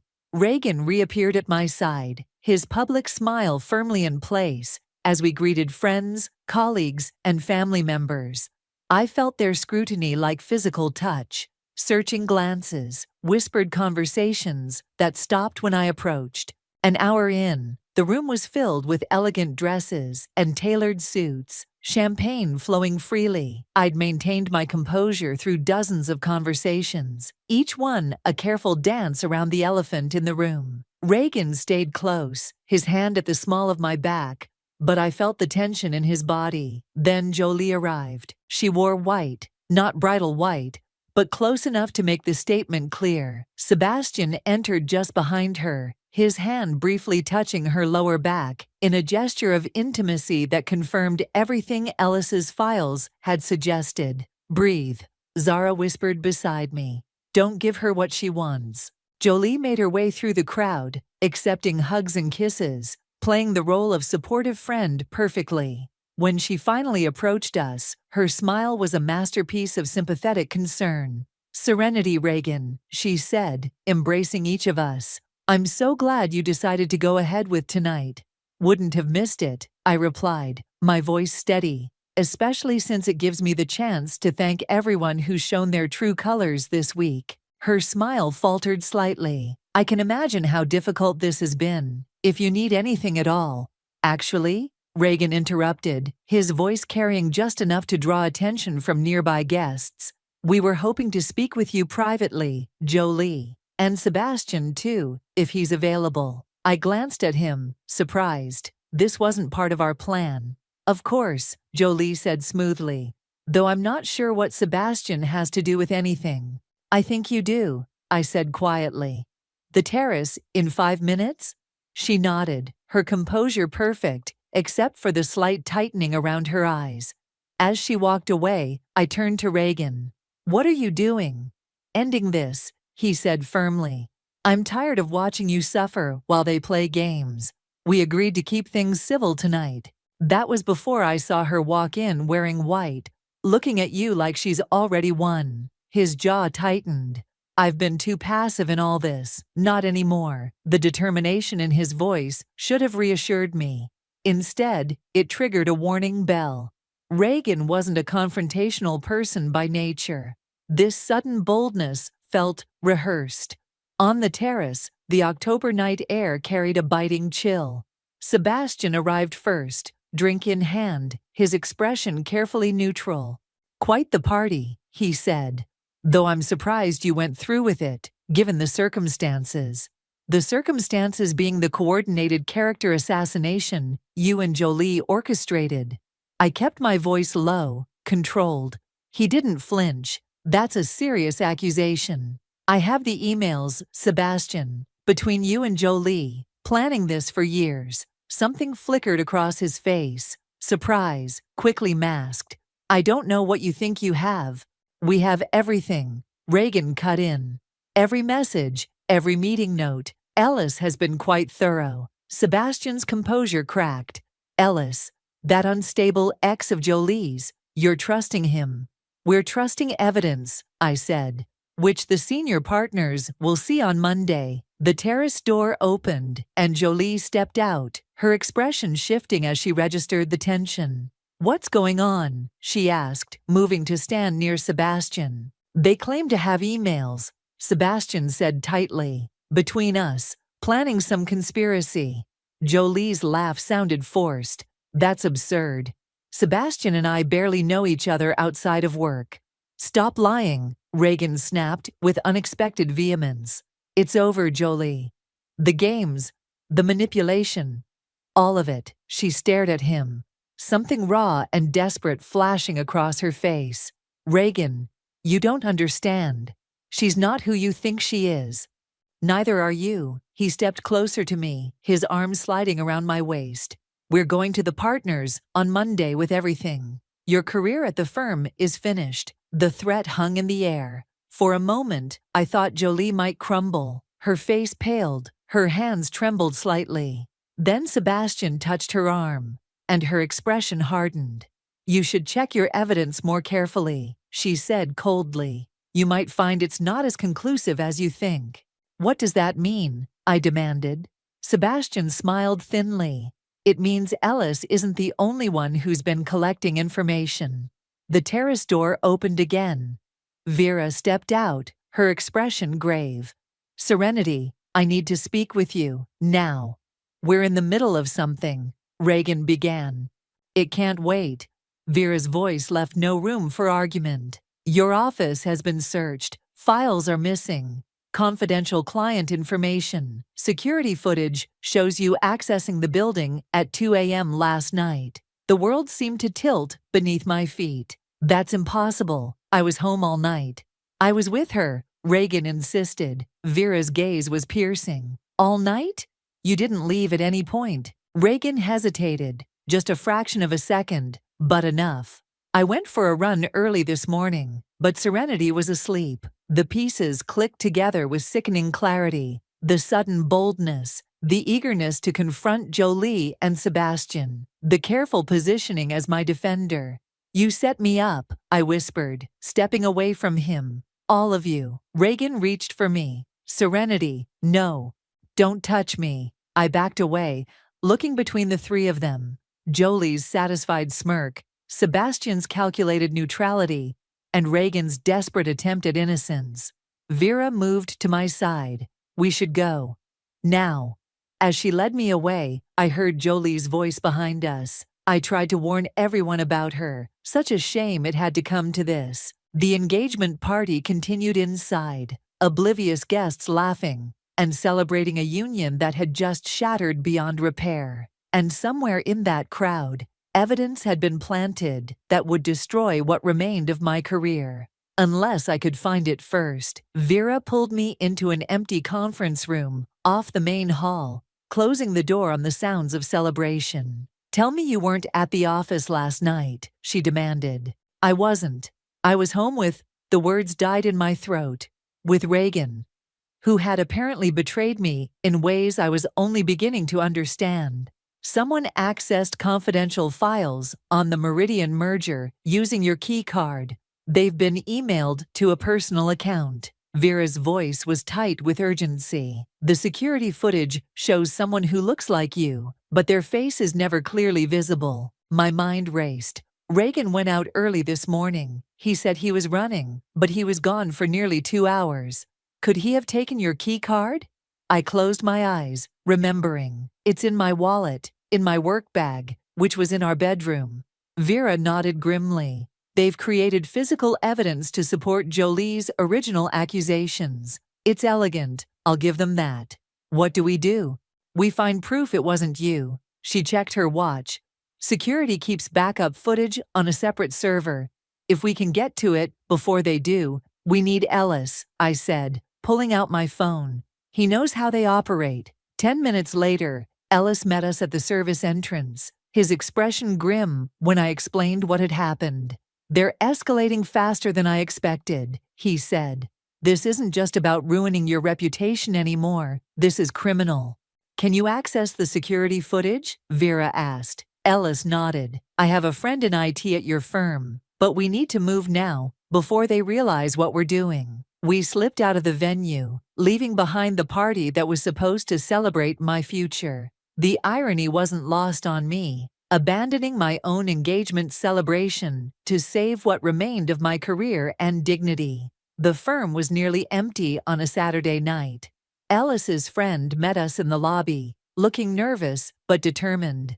"The footage is already being reviewed by security," he told us, "but I can get you access to the raw files before they're processed."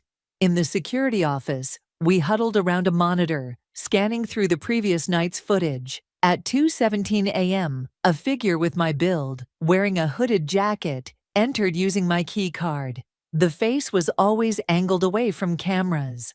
"There," Ellis pointed. "The walk is wrong. You can see it's not your natural gait." He was right. The person moved with a slight hesitation I didn't have. "Can we see where they went?" I asked. The IT specialist switched camera views, following the figure to my office, then to the file room. 18 minutes later, they left carrying nothing visible. "Digital files," Vera murmured. "Sent by email, most likely."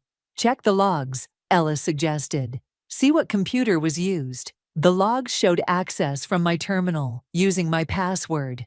"How would they know my password?" I asked, then answered my own question. "Reagan, he's seen me log in before." The realization of his betrayal hit me again. A physical pain in my chest. I'd shared everything with him. My home, my future, my trust. "Wait," the IT specialist said suddenly. "Look at this."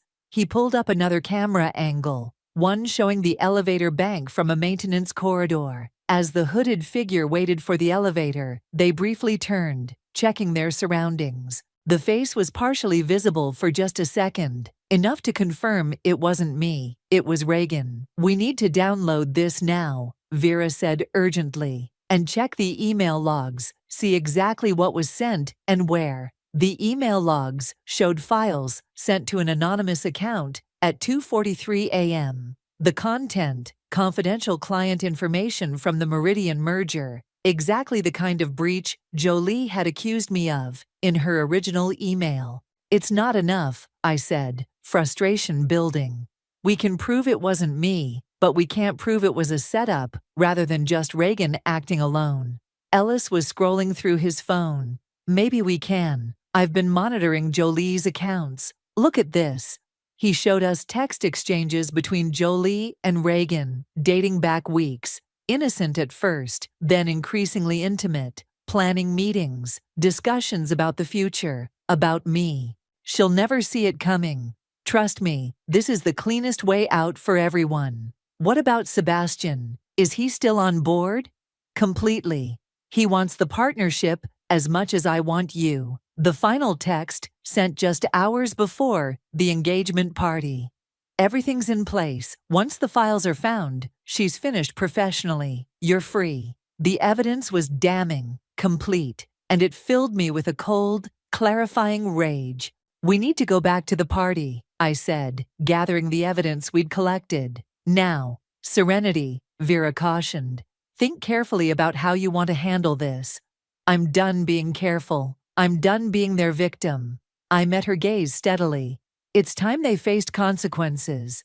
Back at the venue, the party continued, oblivious to the drama unfolding. I spotted Reagan immediately, deep in conversation with Sebastian, near the bar. Jolie stood nearby, champagne in hand, laughing with a senior partner. My entrance caused a ripple of awareness. Conversations paused, heads turned. I walked directly to the center of the room, Vera and Ellis flanking me. Reagan, I called, my voice carrying across the suddenly quieting room. I think we need to make an announcement to our guests. He turned, his expression shifting from confusion to alarm when he saw Ellis beside me. Serenity, what are you doing? Telling the truth, I addressed the room at large. I want to thank everyone for coming tonight to celebrate what I thought was love and partnership. The room fell completely silent. Jolie moved closer to Sebastian, her smile fading. Instead, I've discovered what real betrayal looks like. I held up my phone, displaying the security footage. This is footage from our firm last night. That's my fiancé. My voice caught on the word, stealing confidential information, using my credentials to frame me for exactly what Jolie accused me of in her email. Gasps and murmurs rippled through the crowd. Reagan stepped forward, panic in his eyes. Serenity, you're not thinking clearly. I've never been clearer. I cut him off. We also have the texts between you and Jolie. Planning all of this for weeks. Jolie pushed through the crowd, her composure cracking. This is ridiculous. You're just trying to deflect from your own actions. Am I? I turned to the gathered guests. The senior partners are here tonight. So are representatives from our biggest clients. Should we let them decide who's telling the truth? I nodded to Ellis, who connected his phone to the venue's display system. The texts between Jolie and Reagan appeared on the large screen for everyone to see, followed by emails between Sebastian and Jolie discussing how to undermine me. The evidence was undeniable, damning, complete. Sebastian was the first to break, turning on Jolie. You said this was foolproof, that no one would trace it back to us. Shut up, she hissed. But it was too late. Reagan stood frozen, his face ashen, as his parents stared at him in horror. When he finally spoke, his voice was barely audible. Serenity, I can explain. No, I said, my voice steady despite the storm inside me. You don't get to explain. You don't get to speak to me at all. I turned to face the room, these people who had gathered to celebrate a union built on lies. But instead of the humiliation Jolie had planned for me, they were witnessing her downfall, and Reagan's, and Sebastian's. The party's over, I announced, removing my engagement ring and placing it on a nearby table, in more ways than one. As I walked out, head high, I felt lighter than I had in days. The weight of betrayal remained, but something else had taken root alongside it. the certainty that I had reclaimed my truth, and with it, my power. Monday morning arrived with the crisp clarity that follows a storm. The firm's conference room, usually a place of strategy and negotiation, had been transformed into a tribunal. 5 senior partners sat along one side of the polished table, their expressions carefully neutral. Across from them, I sat alone. No Vera beside me, no allies, just me, a stack of evidence, and the truth. Ms. Harper, the managing partner, began. We've reviewed the material you submitted yesterday, and the incident at your engagement party has certainly raised questions about the original allegations against you. I nodded, keeping my expression composed, despite the churning in my stomach. I appreciate the opportunity to present my side. Before we continue, he said, glancing at his colleagues, you should know that Jolie Pearson submitted her resignation this morning. Sebastian Fisher has requested a leave of absence. A small victory, but not enough. Not yet. And the investigation into my alleged misconduct? The partners exchanged glances. That's why we're here. The door opened, and Vera entered. Her timing perfect as always. She took the seat beside me without explanation. I believe, she said calmly, that you'll find the security footage and email logs I provided conclusively prove that Serenity was not responsible for the data breach. In fact, they prove a deliberate attempt to frame her. We've seen the evidence, the managing partner acknowledged. What concerns us is the public nature of how this situation was handled. Of course, not the betrayal or the conspiracy, but the fact that I'd exposed it publicly. Image above integrity, the unwritten rule of corporate law. With respect, I said, leaning forward, I didn't create the public nature of this situation. Jolie's original email was sent to the entire senior partnership. My reputation was attacked publicly. My response was proportional. Nevertheless, another partner interjected, clients expect discretion. The Meridian merger team has expressed concerns about continuing with our firm, given these dramatics. Vera cleared her throat. Actually, I spoke with Meridian's CEO this morning. They're requesting Serenity remain as lead counsel. They were impressed by her handling of the situation. Surprise rippled across the partners' faces. I kept mine carefully neutral, though this was news to me as well. The partnership vote is scheduled for Friday, the managing partner said, after a moment. Given these developments, we'll need to reassess the candidates. I'm withdrawing my name, I said. The statement landed like a stone in still water. Even Vera looked startled. Serenity, she murmured. Think carefully. I have. I met each partner's gaze in turn. I've spent years believing partnership at this firm was the ultimate measure of success. Recent events have clarified my priorities. If this is about the investigation, one partner began. It's about integrity, I cut in. Mine and this firm's. You were ready to believe the worst of me based on accusations without evidence. That speaks volumes about the culture here. I stood, gathering my materials. I'll complete the Meridian merger, as promised. After that, I'll be tendering my resignation. The silence that followed me out of the conference room felt like victory. Vera caught up to me at the elevator. That was either the bravest or stupidest career move I've ever witnessed. Possibly both, I admitted. You know they were going to clear you. Probably offer you partnership to avoid a lawsuit. The elevator arrived with a soft chime. I stepped inside, holding the door. I don't want a partnership offered out of fear or obligation, and I'm not interested in lawsuits. Then what do you want? The question hung between us as I considered my answer. 3 days ago, I would have said partnership, marriage to Reagan, the life I'd carefully planned. Now those plans lay in ruins. Yet I felt strangely liberated. To rebuild on my own terms, I said finally. Vera's expression softened. For what it's worth, I think you're making the right choice. And when you're ready, I'd like to talk about some possibilities. Possibilities?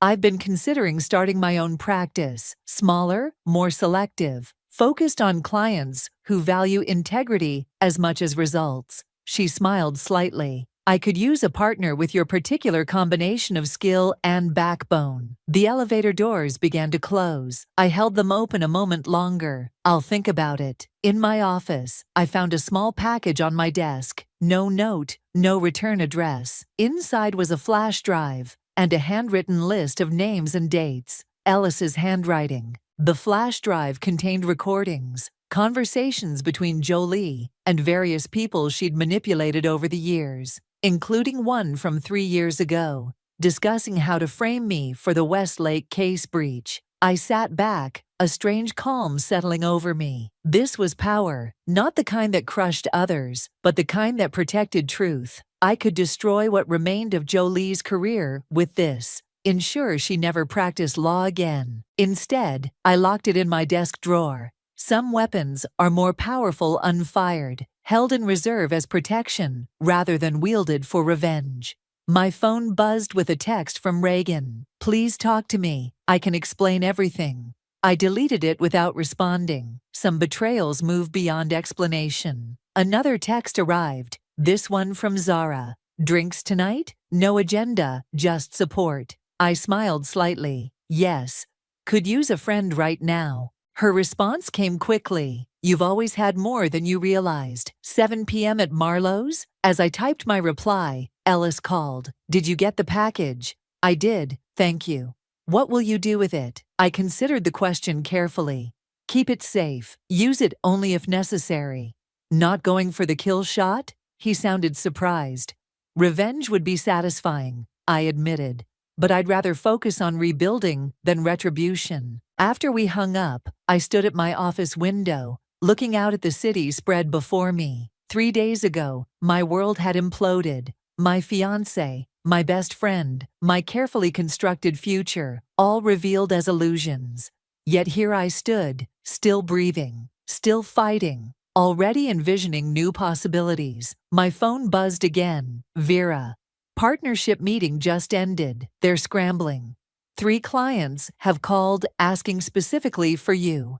Your position is stronger than you realize. I smiled at that. She was right, but not in the way she meant. My strength wasn't in leverage or negotiation tactics. It was in finally seeing clearly both the betrayal and the opportunity it created. The engagement ring Reagan had given me sat in my desk drawer, next to Ellis's flash drive. 2 symbols of paths not taken. I closed the drawer firmly. Some people spend their lives looking backward, nursing grievances and plotting revenge. Others move forward, carrying their scars as armor rather than anchors. I chose the latter, not because I'd forgotten the betrayal, but because I refused to let it define me. The woman who had received Jolie's email days ago would have crumbled under the weight of such deception. The woman I'd become would use it as foundation stones for something stronger, more authentic, something that was entirely mine. I've always found peace in my parents' apartment.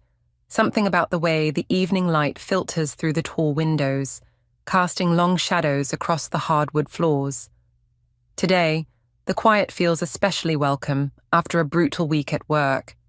I kick off my shoes, padding barefoot across the cool floor, savoring the silence. My parents are in Europe for their anniversary, 3 months touring places they'd always dreamed of visiting. They'd asked me to house sit, which really meant watering the plants and enjoying unlimited access to their well-stocked wine collection. I pour myself a generous glass of Cabernet and sink into the plush sofa, feeling the tension in my shoulders begin to unwind. Home, sweet home, I murmur, though it hasn't been my home for years. Still, it feels more like home than my cramped studio apartment ever has. I take a sip, savoring the rich flavor, and pull out my phone to scroll through messages. Nothing urgent. I set an alarm for 30 minutes, just enough time for a power nap before I need to start dinner. The wine, the comfort of the familiar space, the exhaustion of the work week, it all pulls me under quickly. The sound of keys jangling in the lock jerks me awake. I blink, disoriented, as the front door swings open. My parents stand in the doorway, looking tanned and tired. Mom? Dad? I sit up, confused. You're not supposed to be back for another month. My mother, Olive, doesn't meet my eyes. My father, Robert, clears his throat. Delilah, he says, his voice oddly formal. We didn't expect you to be here. I'm house-sitting, remember? You asked me to. The words die in my throat as two men in uniforms appear behind my parents, carrying flattened cardboard boxes. What's going on? I ask, standing now, my wine glass forgotten on the coffee table. We need to pack up, my mother says, still not looking at me. The movers are here to help. Pack up? For what? My father sighs, finally stepping fully into the apartment. We've sold the place, Delilah. The new owners take possession tomorrow. The room seems to tilt beneath my feet. You sold, but you never said anything about selling. It was a quick decision, my mother says, busying herself with her purse. An opportunity we couldn't pass up. The movers hover awkwardly by the door. One of them clears his throat. Where should we start, sir? My father gestures vaguely. The bedroom first, I think. We'll need to sort through the living room ourselves. They nod and move past me like I'm not even there. I don't understand, I say, my voice sounding small and far away. Where are you going to live? We bought a place in Arizona, my father says, not quite meeting my eyes either. Smaller, more manageable, better weather for your mother's arthritis. Arizona? The word feels foreign on my tongue. But your whole life is here. Your friends, your doctors, your... Things change, Delilah, my mother cuts in, her voice sharper than I expect. We're not getting any younger. I stand there trying to process what's happening. The apartment I've always thought of as my safety net, my backup plan, my home base, gone, without warning, without discussion. When were you planning to tell me? I ask, hating how my voice trembles. My father checks his watch.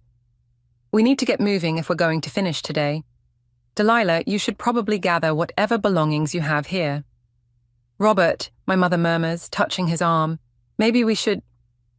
There's no time, Olive, he says firmly. The truck comes at 8 tomorrow morning. I feel like I've been slapped. So that's it. You just show up and tell me to get my stuff and go. Don't be dramatic, my father says. It's not like you live here.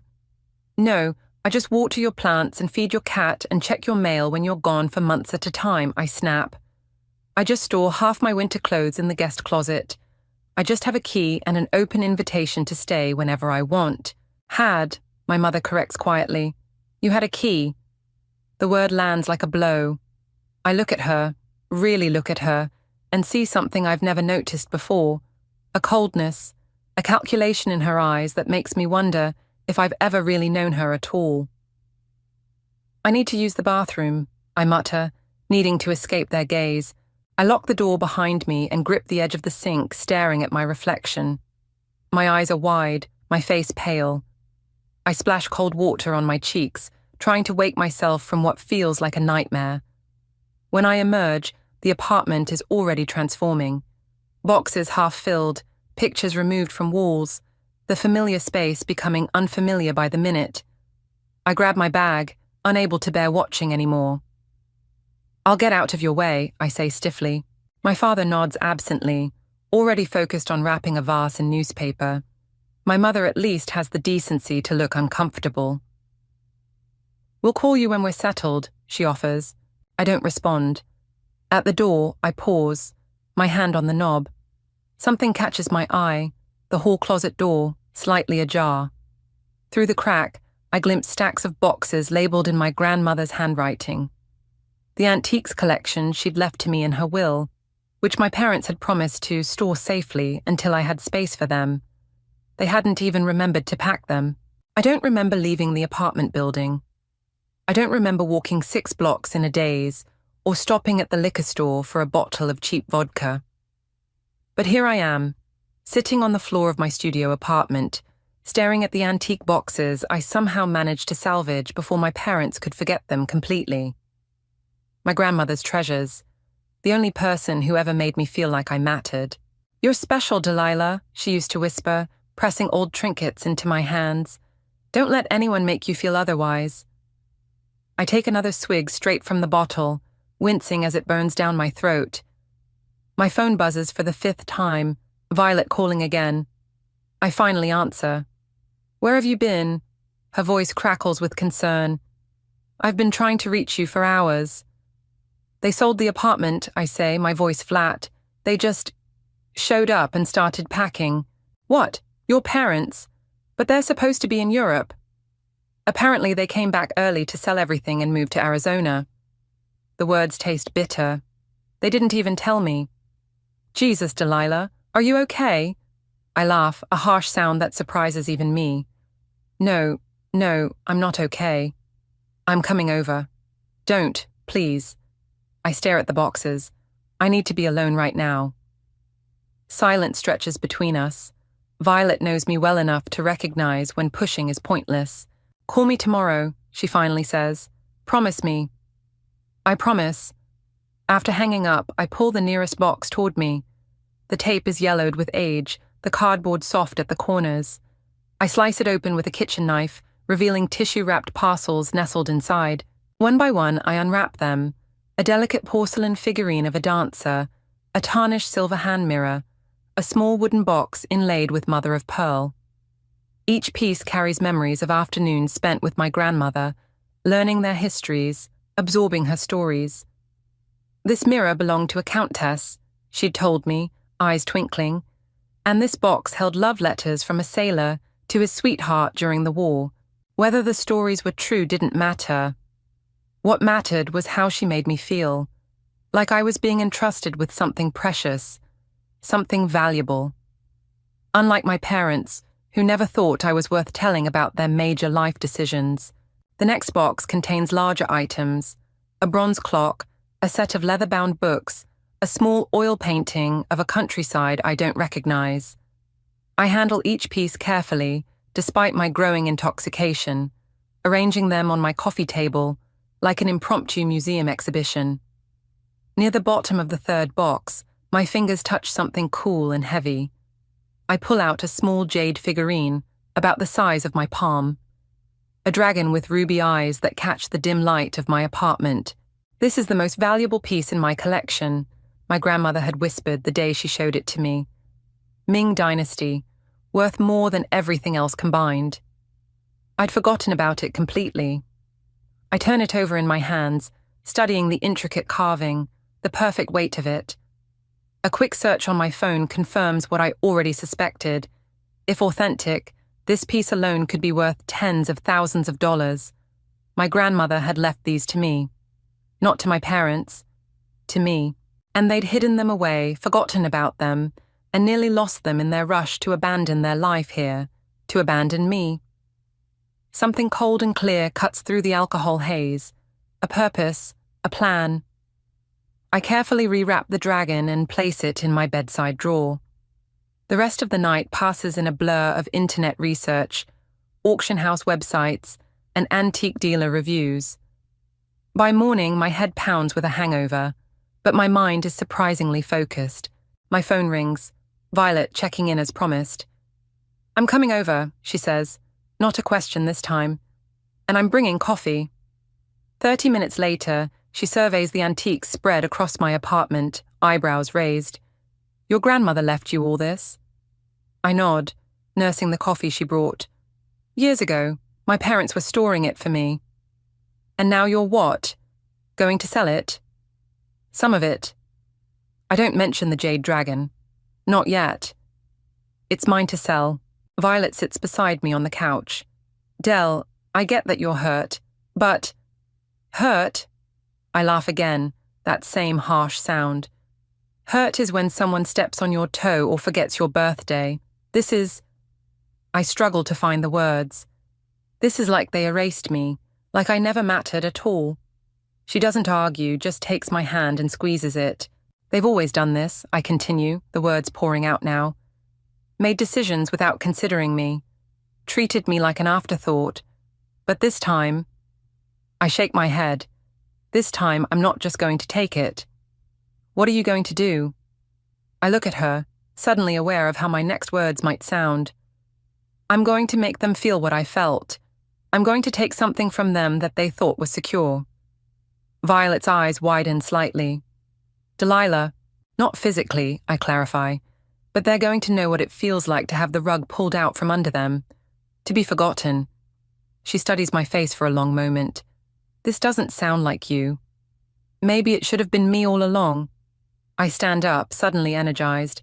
Maybe I've spent too many years being the good daughter who never complains, never pushes back.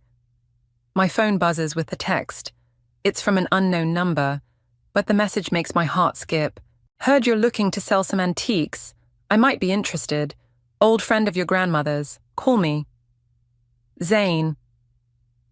I stare at the screen, a strange mix of surprise and something like destiny washing over me. Who is it? Violet asks. I look up at her, feeling the first genuine smile in days spread across my face. It's a sign, I say. The universe is telling me I'm on the right path. Are you sure about this? Violet asks, watching me adjust my blouse in the mirror. Meeting some random guy who texted you out of nowhere? He's not random. He knew my grandmother.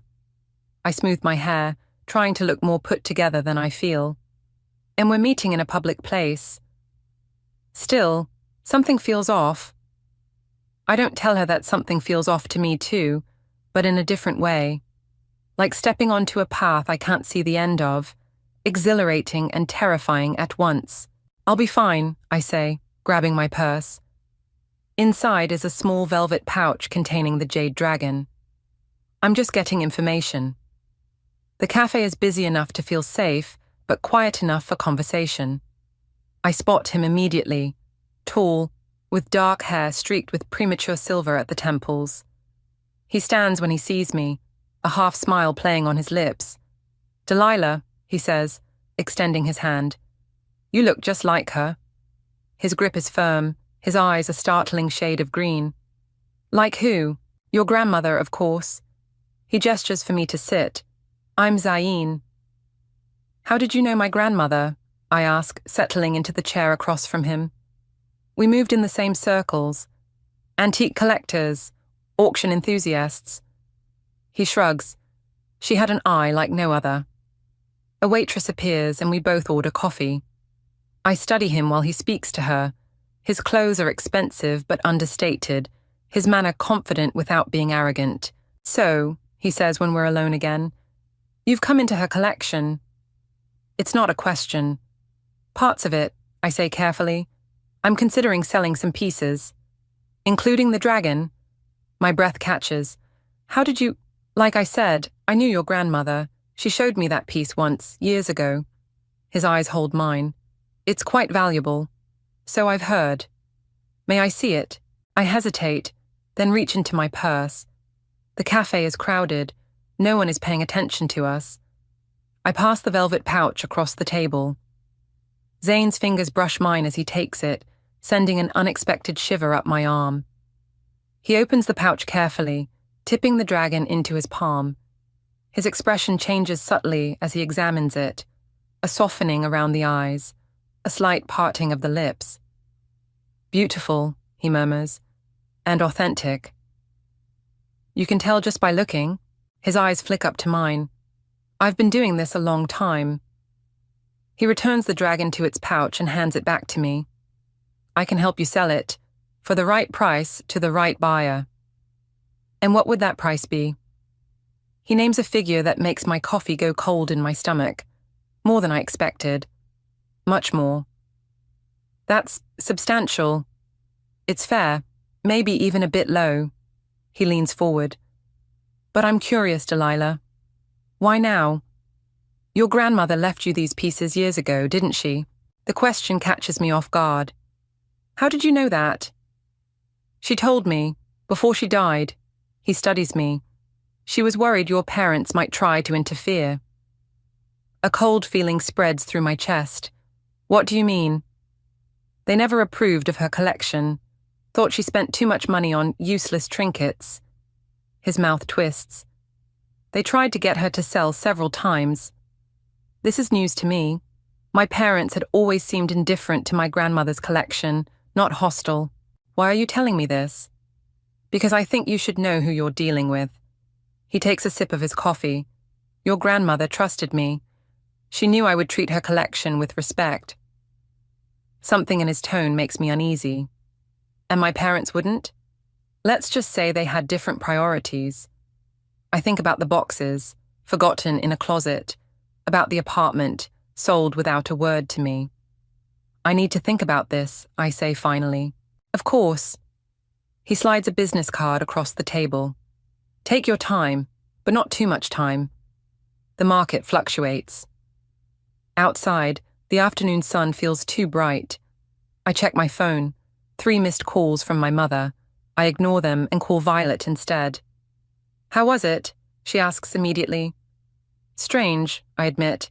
He knew things about my family, about my grandmother. That's creepy, maybe. Or maybe he's exactly who he says he is. I pause at a crosswalk. He offered a lot of money for the dragon. How much? I tell her. She whistles low. What would you do with that kind of money? The question stops me short. I hadn't thought that far ahead. Revenge had been my only goal, selling what my parents had forgotten, what they'd tried to keep from me. But with that kind of money... I don't know, I say honestly, but it would change things. My phone buzzes with a text. My mother again. Delilah, please call us. It's important. I ignore it. I think I'm going to do it, I tell Violet. Sell the dragon. Maybe more pieces. Are you sure that's what this is about? Selling antiques? I close my eyes briefly. No. It's about making them realize they can't just throw me away. When I get home, there's an email waiting for me. From my father, which is unusual. He hates digital communication. Delilah, your mother and I need your help. The move has been more complicated than we anticipated. There are some financial matters that require immediate attention. Please call us as soon as possible. Dad. Financial matters? My father, who has never discussed money with me, suddenly needs my help. My phone rings again. My mother. This time I answer. Delilah, thank goodness, she says, her voice tight with what sounds like genuine distress. We've been trying to reach you. I've been busy, I say coldly. Honey, we need to talk to you. It's important. More important than telling me you were selling the apartment, moving across the country. She sighs. We deserve that. But please, this is serious. Your father and I, we're in trouble. Something in her voice makes me pause. What kind of trouble? The kind we can't discuss over the phone. She hesitates. We need your signature on some documents, and we need to ask a favor. I think of Zane's words about my parents' priorities, about the money the dragon could bring, about years of feeling secondary, forgotten. I'll think about it, I say finally, and hang up. My phone lights up immediately with a text from Zane. Have you decided? I stare at the message, feeling caught between two forces pulling me in opposite directions. The path ahead suddenly seems much less clear than it did this morning. I agree to meet my parents at a diner halfway between my apartment and their hotel. Neutral territory. I arrive early, ordering coffee I don't touch, watching the door with my heart hammering against my ribs. They look smaller somehow when they walk in. My father's shoulders are hunched, my mother's smile strained as they spot me. They slide into the booth across from me, and for a moment none of us speak. You look tired, my mother finally says. I haven't been sleeping well. I don't add that it's because of them. My father clears his throat. Thank you for meeting us, Delilah. You said it was important. They exchange glances. My father nods slightly, and my mother reaches into her purse, pulling out a manila envelope. We need you to sign these, she says, sliding it across the table. It's for the Arizona property. I don't touch it. What about it? My father sighs. The truth is, we're not in great financial shape. The European trip, he trails off. You spent too much, I finish for him. That, and some investments that didn't pan out. He rubs his forehead. We had to sell the apartment quickly, below market value. And now you need my help. The irony isn't lost on me. With what exactly? The new place is under contract, but there's an issue with the financing. My mother taps the envelope. We need a co-signer, someone with good credit. I stare at them, incredulous. You want me to co-sign your mortgage? After you sold our family home without even telling me? It wasn't your home, Delilah, my father says, an edge creeping into his voice. You haven't lived there in years. It was the only stable thing in my life. The words burst out louder than I intended. A few heads turn our way. I lower my voice. You knew what that apartment meant to me. We didn't have a choice, my mother insists. Robert's pension isn't what we expected, and my healthcare costs. You had a choice about whether to tell me. I cut in. You chose not to. Silence falls. A waitress approaches, senses the tension, and veers away. You're right, my father says finally, surprising me. We should have told you. We were embarrassed. Embarrassed? To admit we'd failed. He looks older than I've ever seen him. To admit we needed help. Something twists in my chest. A flicker of sympathy I quickly extinguish. So instead, you just cut me out completely. We were going to call you once we were settled, my mother says, reaching for my hand. I pull it away. We just needed some time to figure things out. I think of the jade dragon sitting in my apartment, of Zane's offer, of the other antiques, still waiting to be valued. What happens if I don't sign? My father's face hardens. We lose the deposit. We have nowhere to live. You could stay with me, I say, though my studio barely fits my own things.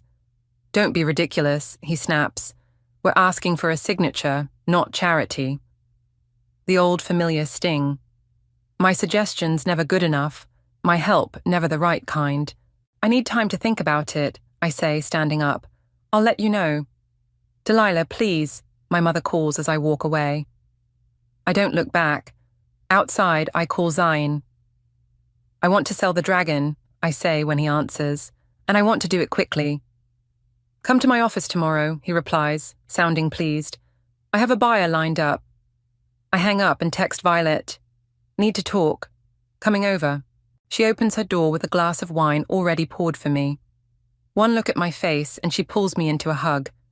That bad? Worse? I sink onto her couch. They want me to co-sign their mortgage. They're broke. She sits beside me. And you said that I'd think about it. I take a long sip of wine. But I'm selling the dragon tomorrow. Violet studies me. To help them? The question catches me off guard. No, for me. Are you sure? Because it sounds like you're still making decisions based on them. What's that supposed to mean? Just that selling a family heirloom out of spite isn't exactly moving on. She says it gently, but it still stings. It's not spite, I argue. It's justice. Is it, or is it just another way of staying connected to them? I stand up, suddenly restless. You don't understand. I understand that they hurt you. Badly. She follows me to the window. But I'm worried about what this revenge plan is doing to you. It's giving me power, I say. For once in my life, I'm not just taking whatever they dish out. There's a difference between standing up for yourself and becoming someone you're not. I turn to face her. Maybe I'm finally becoming who I should have been all along. She doesn't respond, just looks at me with concern in her eyes. I should go, I say, setting down my barely touched wine. I have things to prepare for tomorrow. Delilah. I'll call you after, I promise, already heading for the door. Back in my apartment, I take out the dragon, turning it over in my hands. My grandmother's voice echoes in my memory. This is special, Delilah. Like you. My phone buzzes with a text from my mother. Please call us tomorrow. We need an answer soon. I set the phone down without responding and carefully wrap the dragon. As I do, I notice something I hadn't seen before. Tiny characters etched into the base. Chinese, maybe? I take a photo and run it through a translation app. The result makes my breath catch. Family endures through storm and silence. Was this my grandmother's message to me, or just a coincidence? Either way, it's too late to reconsider. I've made my choice.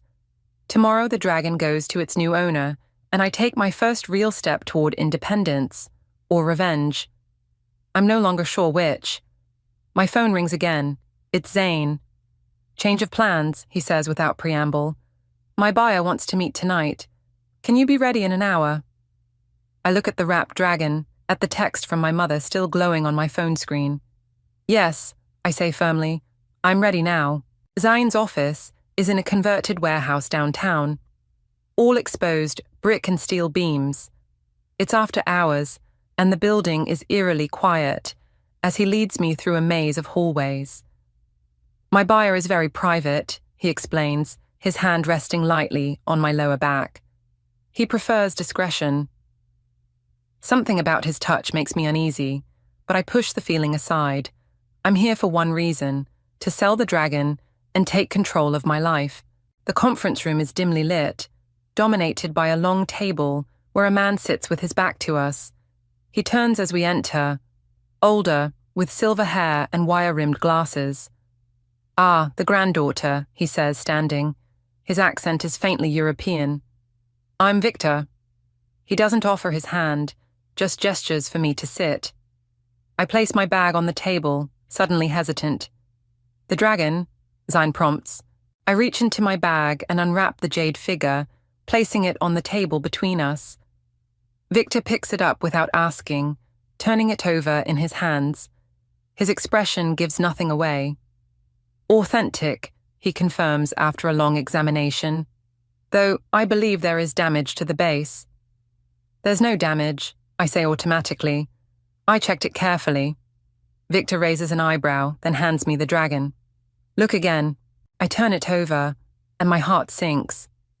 A hairline crack runs along the bottom edge, barely visible but definitely there. It wasn't there this morning. "I don't understand," I murmur. "It was perfect when I wrapped it." "These things happen," Zine says smoothly. Fortunately, Victor is still interested.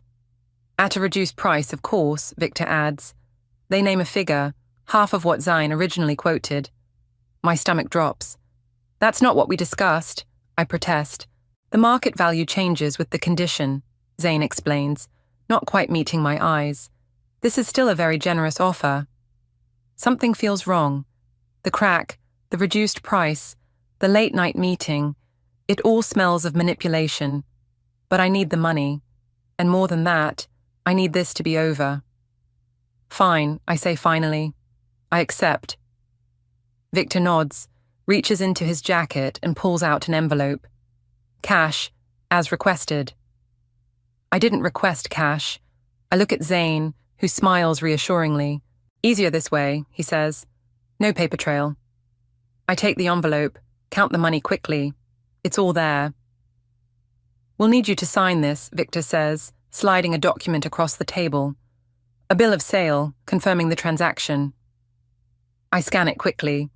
Standard language, nothing suspicious. I sign. "Pleasure doing business," Victor says, carefully placing the dragon in a padded case. He nods to Zane and leaves without another word. Alone with Zane, I feel a strange emptiness. It's done. The dragon is gone. "Drink to celebrate," Zane offers, producing a bottle of whiskey from a cabinet. I shake my head. "I should go." "At least let me drive you home. It's late, and that's a lot of cash to be carrying." I hesitate, then nod. The money feels heavy in my bag. In his car, a sleek, expensive model that smells of leather, Zine is quiet. Then, your grandmother would be proud. For selling her prized possession? For taking control? He glances at me.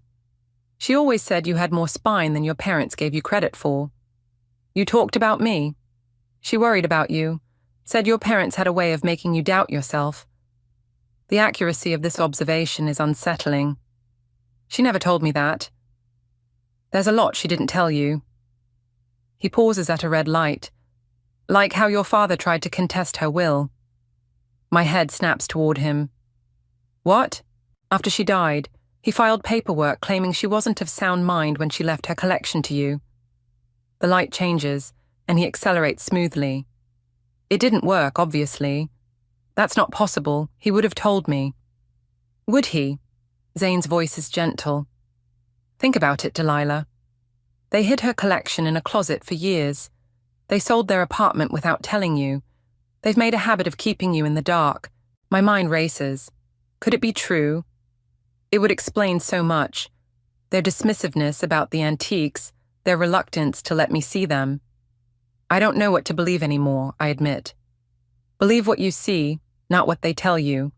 He pulls up to my building. There's more to this story than you know. I clutch my bag, suddenly eager to be alone. Thank you for the ride. Think about what I said. He hands me a card, different from the one he gave me before. And call this number if you decide you want to know more. It's my personal line. Inside my apartment, I count the money again, spreading it across my bed. Less than I'd hoped for, but still substantial, enough to make a difference. My phone buzzes, a text from my mother. We need your answer tomorrow. Please, Delilah. I ignore it and call Violet instead. It's done, I tell her when she answers. I sold it. How do you feel? I don't know. I stare at the money. Empty, maybe. Did it help? With the anger? Not really. I sigh. And now I have all this cash and no idea what to do with it. You could help your parents, she suggests carefully. After what they did, no way. What exactly did they do, Del? Sell their own apartment? Make bad financial decisions? It's not like they stole from you. Zain's words echo in my head. Actually, they might have. I tell her what he said about my father contesting the will, about hiding the collection from me. And you believe this guy you barely know over your own family? She asks when I finish. I don't know who to believe anymore. There's a knock at my door. I freeze. Someone's here, I whisper to Violet. It's almost midnight. Don't answer it, she says immediately. Another knock, more insistent. Delilah? A woman's voice. It's Yara, your aunt. My Aunt Yara. I haven't seen her in years. I'll call you back, I tell Violet and hang up. I approach the door cautiously. Aunt Yara. Please open up, it's important. I peer through the peephole. It's her, my mother's sister, looking tired and worried. I open the door. What are you doing here? We need to talk. Her eyes are serious. About Zane Hunt, and what he's really after. I let Yara in, watching as she surveys my small apartment with quick, assessing eyes. She looks older than I remember. Her dark hair now streaked with grey, fine lines around her eyes that weren't there before. How did you find me? I ask, suddenly aware of the money still spread across my bed, visible through the open bedroom door. Your mother called me. She moves toward the couch without waiting for an invitation. She's worried about you. My mother hasn't worried about me in years, I say, quickly gathering the cash and shoving it into a drawer before joining her. Yara sighs. That's not true, but we don't have time to unpack your family drama right now. She leans forward. Tell me about Zane Hunt. Something in her tone makes me hesitate. Why? Because he's dangerous, Delilah. And if you've gotten involved with him, you're in trouble. I laugh, though nothing feels funny. Dangerous? He's an antique dealer. He's a con man who targets vulnerable people with valuable collections. Her eyes are intense. He approached your grandmother too, years ago, tried to convince her that her children were planning to steal her antiques. My heart beats faster. And were they? Of course not. She looks exasperated. Your mother and father may be many things, but they're not thieves. Then why did Dad try to contest Grandma's will? The question bursts out before I can stop it. Yara's expression shifts to surprise, then understanding. He told you that, didn't he? Zayn? I nod. It's a lie. Your father never contested anything. He was the one who insisted her wishes be followed exactly. She shakes her head. This is what Zayn does. He finds family friction and exploits it. But how would he even know about our situation, about the apartment? Because he's been watching, waiting for an opportunity. She reaches for my hand. Your grandmother rejected him, so he's been biding his time, knowing the collection would eventually pass to you. My mind races, trying to reconcile this with everything Zayn told me. He knew things, personal things about our family. He's done his research. People like him always do. She glances toward my bedroom. You've already sold something to him, haven't you? I nod slowly. The jade dragon. Yara closes her eyes briefly. How much did he pay you? I tell her. She laughs bitterly. That piece was worth 3 times that amount, at least. The room seems to tilt. He said there was damage. Let me guess. Damage that wasn't there when you first showed it to him. The implication hits me like a physical blow. You think he damaged it deliberately? I know he did. It's part of his playbook. She stands up, pacing. Did you sign anything? Just a bill of sale. We need to see exactly what you signed. Do you have a copy? I shake my head, feeling sick. What's going on, Yara? What does he really want? She stops pacing, her expression grave. Your entire collection, and possibly your parents' remaining assets. My parents don't have any assets left. They're broke. They're not broke, Delilah. They're cash poor at the moment because they've invested everything in a property development in Arizona. She sits back down. A development that's about to be approved, which will triple their investment. I stare at her. But they said that they needed you to co-sign a mortgage. That was true. Their liquid assets are tied up in the development. She sighs. They should have explained better, but they were embarrassed about needing help, even temporarily. My head spins with this new information. So, when Zane said, he was manipulating you, using your hurt feelings to turn you against your family. Her voice softens.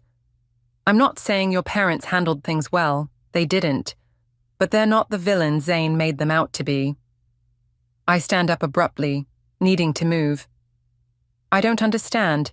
What does any of this have to do with my grandmother's collection? The collection is valuable, yes, but what Zane really wants is access to your family's finances.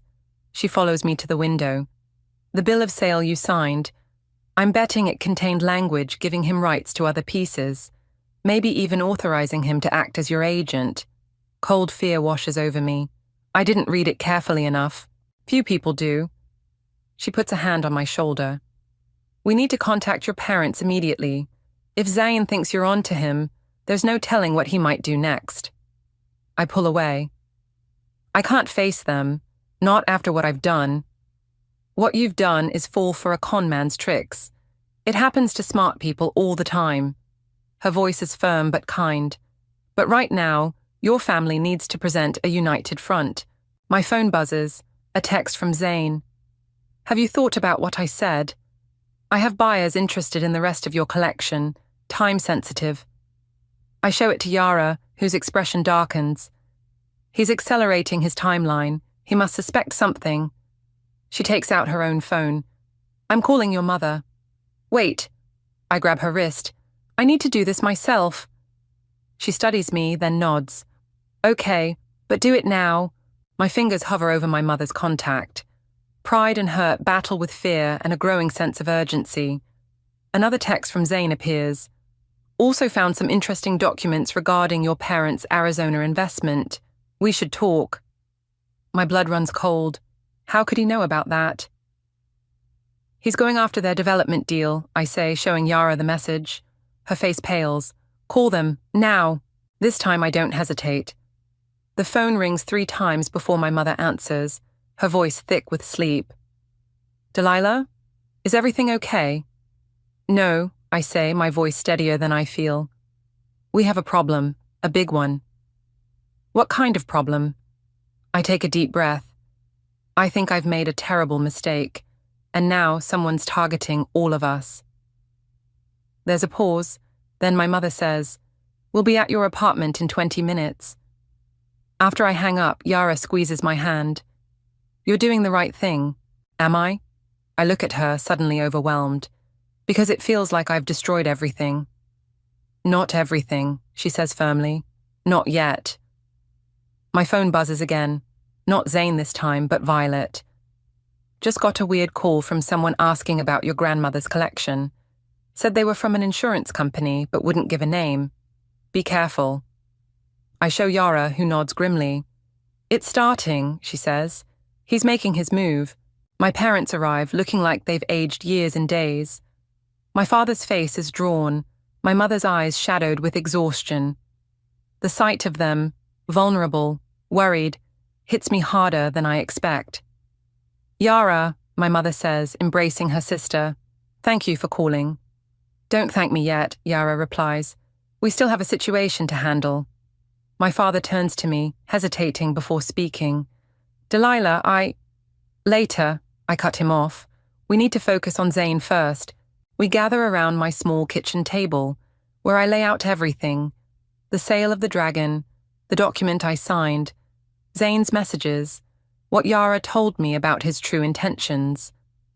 "I should have seen it," I finish, unable to meet their eyes. "I was so angry at you both that I walked right into his trap." "We gave you reason to be angry," my mother says quietly. "We handled everything badly." My father nods, his usual defensiveness absent. "We were ashamed of our financial situation, too proud to admit we needed help. And too thoughtless to consider what selling the apartment would mean to you," my mother adds. Their admission loosens something tight in my chest, but there's no time to process it. "What exactly did you sign?" my father asks. All business now. I try to remember the document's wording. It was a standard bill of sale, but there was language about him representing my interest for future sales. "Future sales of what?" my father presses. "Just the antiques, or any assets?" The realization hits me. It didn't specify. "That's how he works," Yara explains. Vague language that can be interpreted broadly. My father stands abruptly. "We need a lawyer, now." "At 1 a.m, my mother asks. "I know someone who'll take my call." He steps away to make the call. My phone buzzes with another text from Zane. "Meeting tomorrow 9 a.m, bringing potential buyers for the entire collection." Big opportunity. I show it to Yara and my mother. "He's moving fast," Yara says. "Too fast." What does he know that we don't? My mother wonders. My father returns, his expression grim. The development approval is being announced tomorrow morning. Somehow he knows. "How could he possibly?" I begin.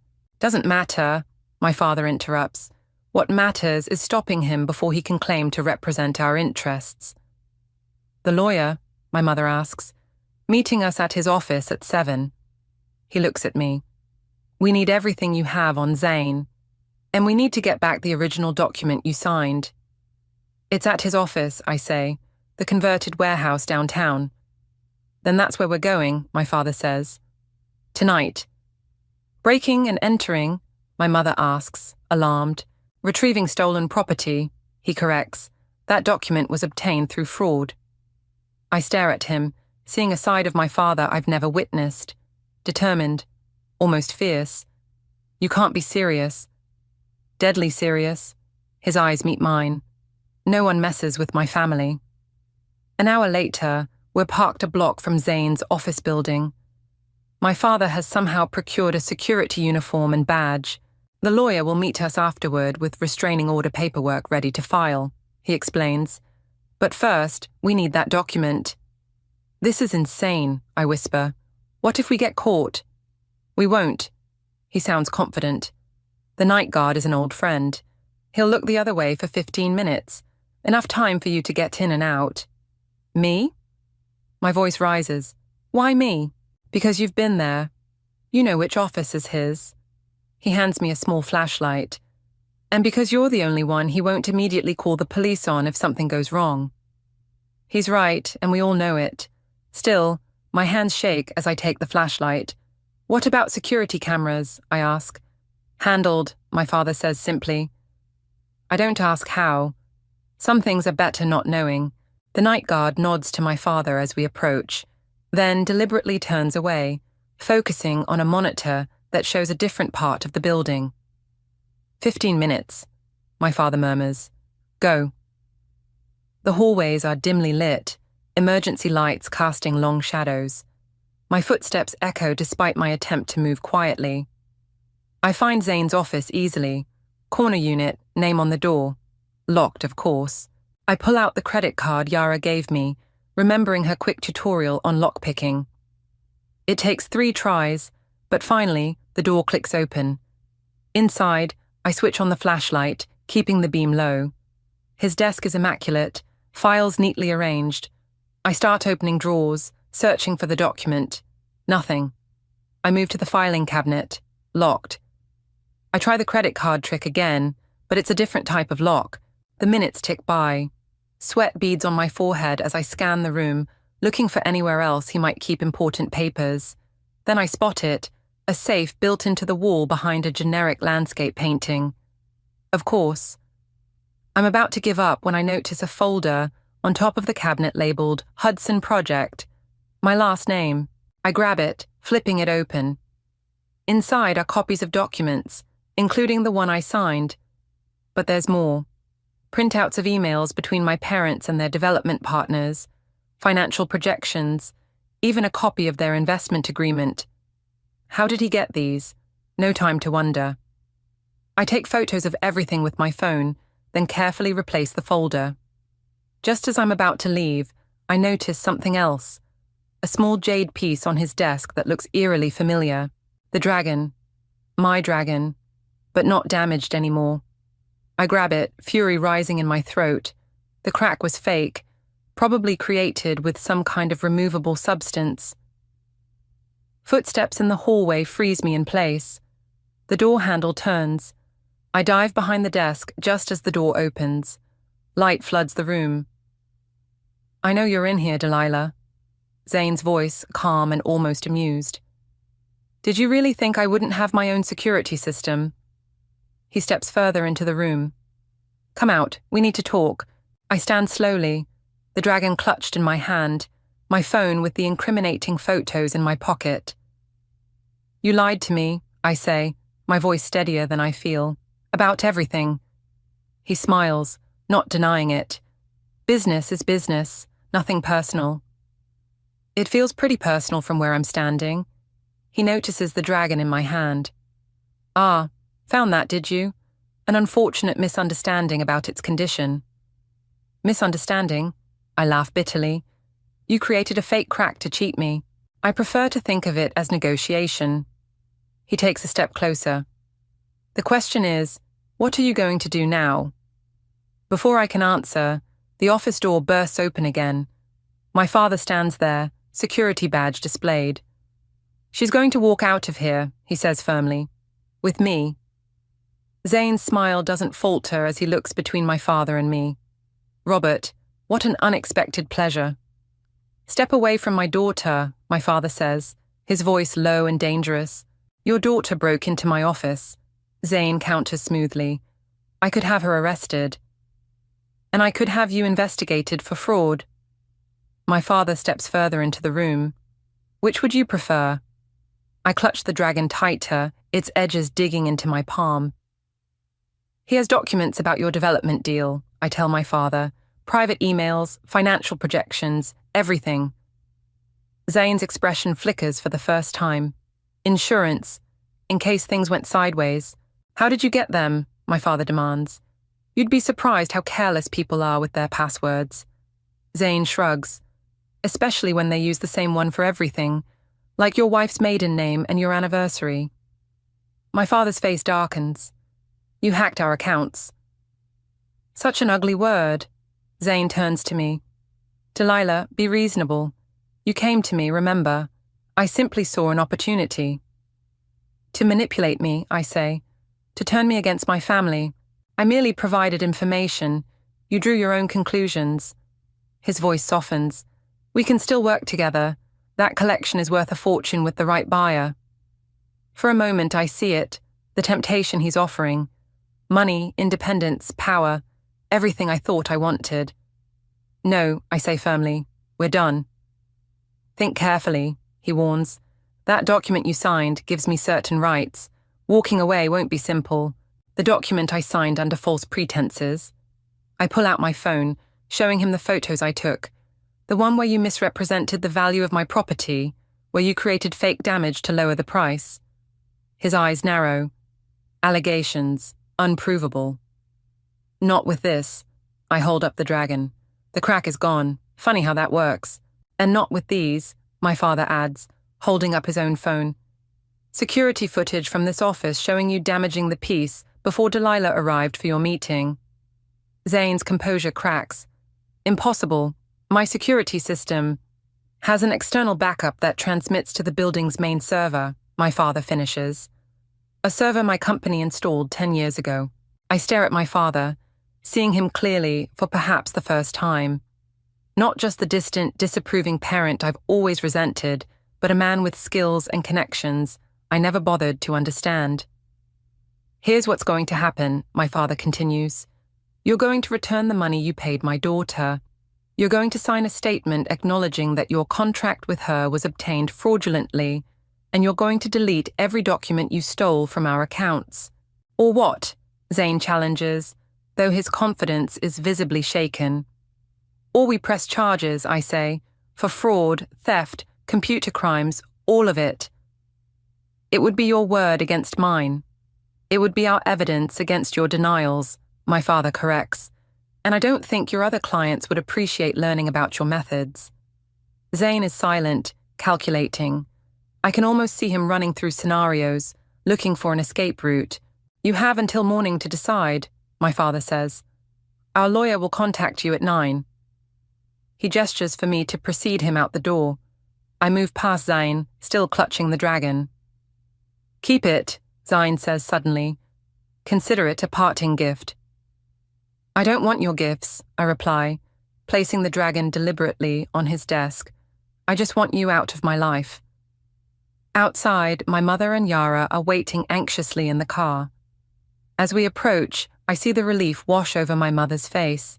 Did you get it? She asks. My father nods. And more. We have everything we need. The drive back to my apartment is quiet, each of us lost in thought. It's only when we're inside, the door locked behind us, that the adrenaline finally drains away, leaving me shaky and exhausted.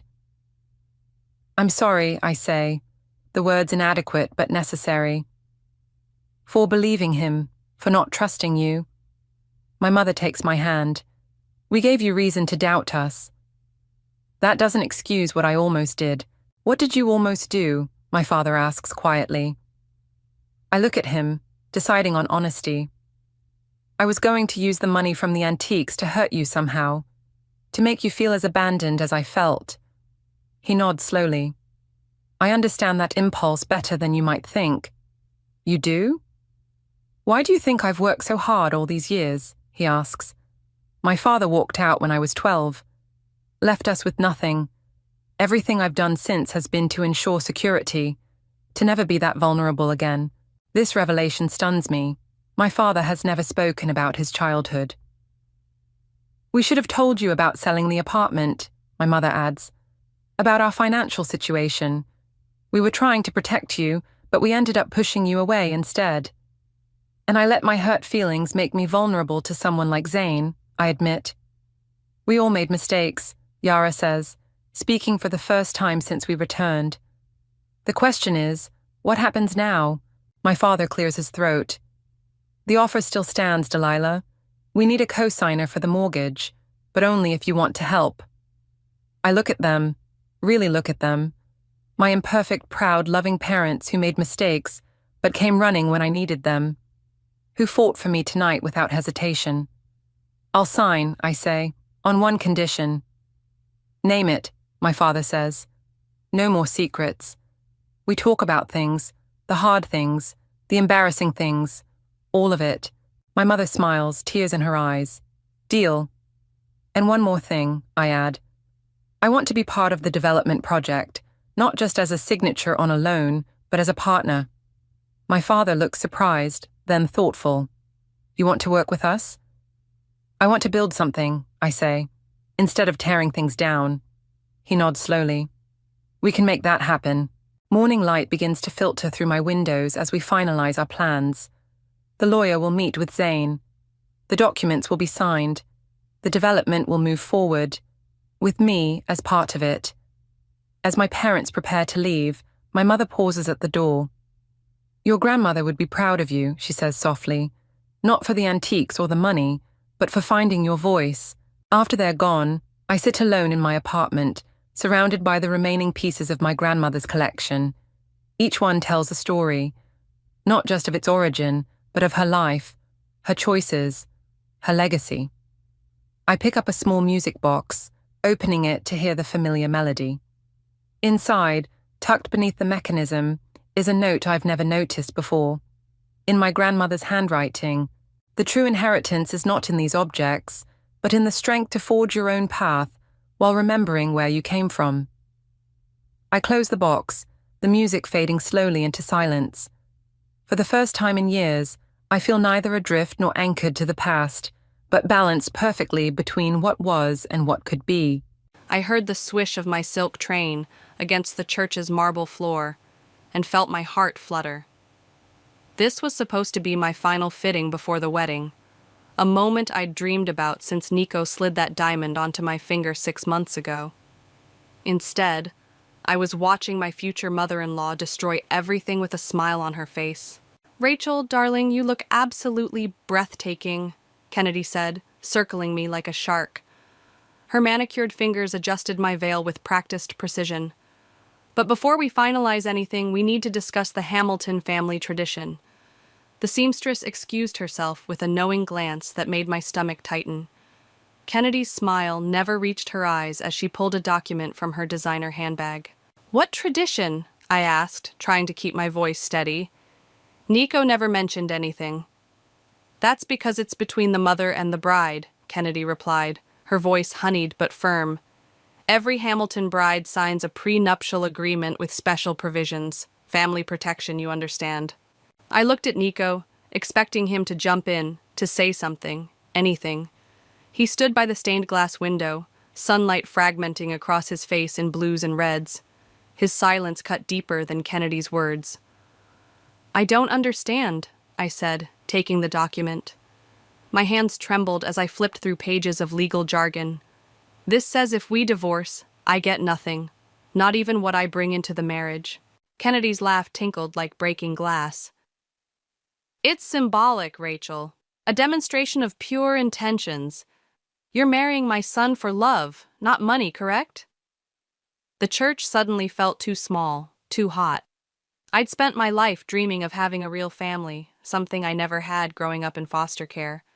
The Hamiltons were supposed to be that family. Wealthy, yes, but I'd fallen for Nico's kindness, his promises that I'd never be alone again. "Nico!" My voice cracked. "Did you know about this?" He finally looked at me, conflict written across his face. "It's just paperwork, Rach. Everyone in the family does it." "Everyone who marries in," Kennedy corrected, her smile tightening. "The Hamilton legacy spans generations. We protect what's ours." I stepped off the platform, the dress suddenly feeling like a straitjacket. "I need to think about this."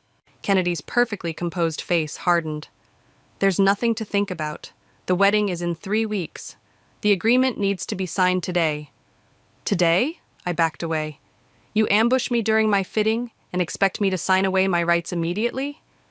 "They're not rights if they were never yours to begin with," Kennedy snapped, mask slipping. "Nico, explain to your fiancé how things work in our family." Nico stepped forward, his face pained. "Rachel, please. It's not worth fighting over." Not worth fighting over. 5 words that revealed everything. "I need air," I said, gathering the massive skirt in my hands. The seamstress reappeared, alarmed as I headed for the dressing room. "Rachel!" Kennedy's voice sharpened. "Don't be dramatic. This is happening whether you like it or not." I spun around, the train wrapping around my ankles. "Or what?" Her smile returned, colder than before. "Or there will be no wedding. It's quite simple." 20 minutes later, I burst through the church doors in my street clothes, engagement ring clutched in my palm. The diamond cut into my skin as I marched down the steps, tears blurring my vision. "Rachel, wait!" Nico caught up to me in the parking lot. "You're overreacting. This is just how my family does things." I turned to face him, really seeing him for the first time. "Would you sign something that said you get nothing if we divorce? That everything you worked for belongs to me?" His hesitation was answer enough. "I thought I was joining your family," I said, voice breaking. "But I'm just another acquisition, aren't I? Something to be controlled." "That's not fair," he protested, running his hand through his hair. My mother is difficult, but she means well. The tradition is important to her. And I'm not? I opened my palm, showing him the ring. 3 years together and you won't even stand up for me. His eyes darkened. You don't understand the pressure I'm under. My family will always come first, I finished for him. I pressed the ring into his hand. I won't sign it, Nico. Rachel, please. Choose, I whispered, me or the tradition. The silence stretched between us, filled with everything he wasn't saying. I turned away before he could see my tears fall. It's more complicated than you know, he called after me. There's more to the tradition than just the prenup. I froze. What does that mean? It means you should talk to my sister, a woman's voice said from behind a nearby car. I turned to see a stranger watching us, her resemblance to Nico unmistakable despite her edgier style. She stepped forward, ignoring Nico's shocked expression. Mila, he gasped. What are you doing here? She smiled grimly at me, ignoring him completely. You must be Rachel. I think it's time we talked about what really happens to Hamilton brides. I sat in my car, knuckles white against the steering wheel, unable to process what had just happened. Mila, Nico's sister, the one he rarely mentioned, the family exile, had materialized like a ghost in the church parking lot.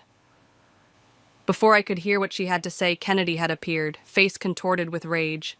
The screaming match that followed sent me fleeing to my car, mind reeling. The apartment felt hollow when I returned.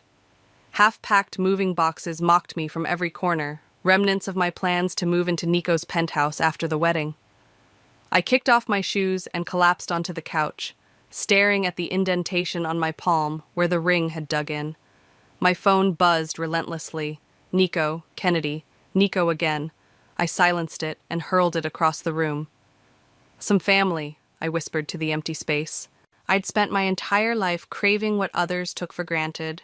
Parents who showed up, holiday dinners that didn't involve social workers, a place where I truly belonged. When Nico had introduced me to the Hamiltons with their sprawling estate and Sunday brunches, I thought I'd finally found my missing piece. What a joke. The buzzer rang, startling me from my thoughts. I dragged myself to the intercom. Rachel, it's Camilla. Let me in before I drop all this wine and ice cream. I buzzed her up, grateful for the one constant in my life.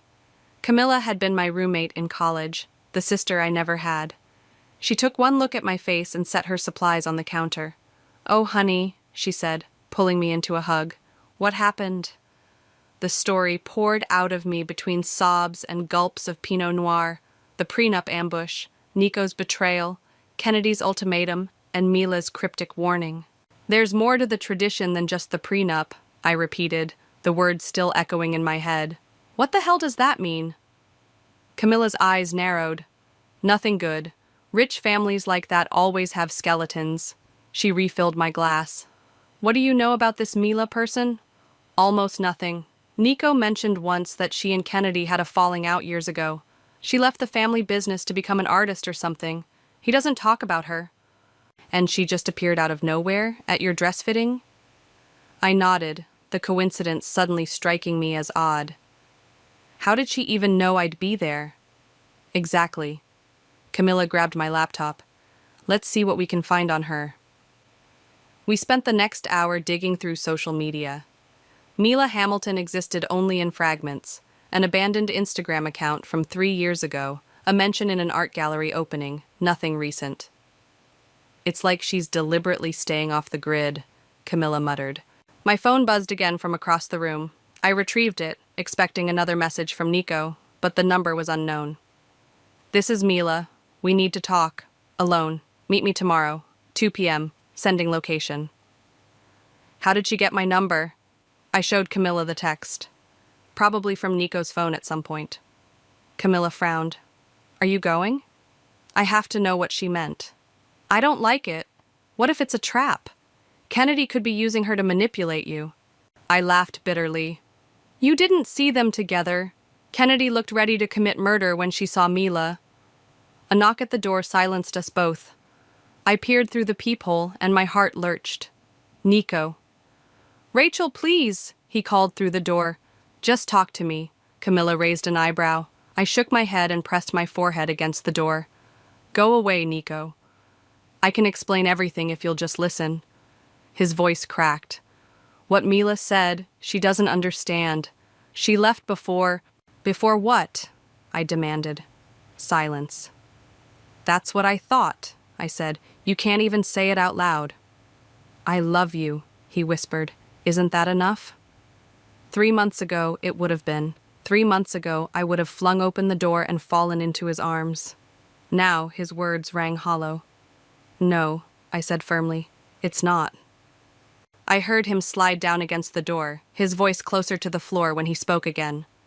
My mother is furious. She thinks you've been talking to Mila all along, that this whole scene was planned. Of course she does, I muttered. Heaven forbid her precious tradition be questioned. Rachel, please, if you'd just sign the agreement, get out, I snapped, suddenly furious. Get out or I'm calling building security. His footsteps eventually faded down the hallway. I turned to find Camilla watching me with a mixture of pride and concern. You okay? She asked. I wasn't, not even close. But something was hardening inside me, a resolve I hadn't felt before. I need to know what I'm up against, I said.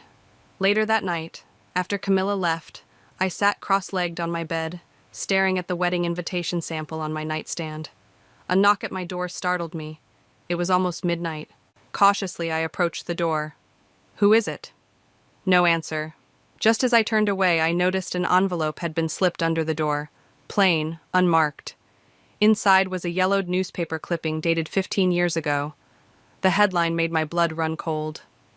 Hamilton bride vanishes 3 days before wedding. Below it, a handwritten note. The tradition has claimed others. Be careful who you trust. I didn't sleep. The newspaper clipping lay on my coffee table like a bomb while I paced, made coffee I didn't drink, and watched the sun rise through my blinds. The woman in the article, Vanessa, 24, engaged to Kennedy's brother-in-law, had disappeared 3 days before her wedding. The case was never solved. By 7 a.m., I'd made my decision.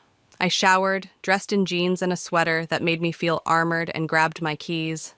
I needed answers before meeting Mila, and I knew exactly where to start. The coffee shop was nearly empty when I arrived. Harlan sat in the back corner, exactly as described on his website, salt and pepper beard, worn leather jacket, eyes that missed nothing. I'd found him after an hour of searching for private investigators, drawn to the testimonials from women who'd uncovered painful truths with his help. Rachel, he said, standing as I approached. No handshake offered, just a nod toward the chair across from him. You sounded urgent on the phone. I slid the newspaper clipping across the table. I need to know everything about this case. He studied it, expression unchanged. This is 15 years old. And connected to the family I almost married into. I leaned forward. There's something they're hiding. Some tradition that goes beyond a predatory prenup. I need to know what happened to Vanessa. Harlan took a sip of his coffee. What makes you think I can find what the police couldn't? Because you specialize in wealthy families burying their secrets. I met his gaze. And because you've got personal history with the Hamiltons. That got a reaction, the slightest tightening around his eyes. Your website doesn't mention it, but I did some digging. You worked security for them 20 years ago before becoming a PI. You know how they operate. He set down his cup. Impressive homework. Why not go to the police with your suspicions? With what? A prenup? And a cryptic warning? I shook my head. I need evidence. And if you don't like what you find? The question hit harder than expected. Part of me still hoped there was an explanation, that Nico wasn't complicit in whatever darkness lurked in his family. I need the truth, I said finally, whatever it is. Harlan studied me for a long moment, then nodded. My fee is... I know your fee. I'll pay it. Half up front, he said, taking out his phone. I'll need everything you have on the Hamiltons. Photos, texts, access to social media, names of staff, especially long-term employees. I spent the next hour emptying my life with Nico onto Harlan's tablet. Photos from family gatherings, names of the housekeeper and gardener who'd always been kind to me, everything I could remember about Kennedy's friends and business associates. What about Mila? Harlan asked. You mentioned she reached out. I'm meeting her at 2. She says she knows about the tradition. He frowned. I don't like that. It could be a setup. I thought of that, but you should have seen Kennedy's face when she appeared. There's bad blood there. Real bad blood. Still, public place, keep your phone on, and text me the address. He gathered his things. I'll start digging today. And Rachel, watch yourself. People with money like theirs don't just protect it, they weaponize it. The cafe Mila chose was busy enough to feel safe but quiet enough for conversation. I spotted her immediately, dark hair cut in a sharp bob, Nico's eyes in a face unmarked by his perpetual need to please. She wore paint-splattered jeans and a leather jacket that had seen better days. You came, she said as I sat down. I wasn't sure you would. Someone slipped a newspaper article under my door last night, about a missing Hamilton bride. I watched her face carefully. Was that you? She shook her head. No, but I'm not surprised. There are people who've been waiting for someone like you, someone who might actually listen. I'm listening. Mila glanced around before leaning forward. The tradition isn't just a prenup. It's about control, complete control. The Hamilton women, my mother, my aunts, they believe marriage is about molding the perfect wife. The prenup is just the beginning. My stomach tightened. What does that mean? It means once you're married, you belong to them. Your appearance, your schedule, who you talk to, where you go, all dictated by Kennedy. The family business always comes first. Always. That's archaic, but hardly criminal, I said, though my voice wavered. It gets worse. Mila's fingers tightened around her cup. There's a ceremony before the wedding. They call it the cleansing. The bride is isolated for 3 days, subjected to... She stopped, swallowing hard. I've never gone through it, but I've seen what it does. Women go in with spirit and come out broken, compliant. The coffee turned bitter in my mouth. And Nico? He knows about this? Pain flashed across her face. My brother is a good person trapped in a toxic system. He's been conditioned his whole life to accept the family's ways.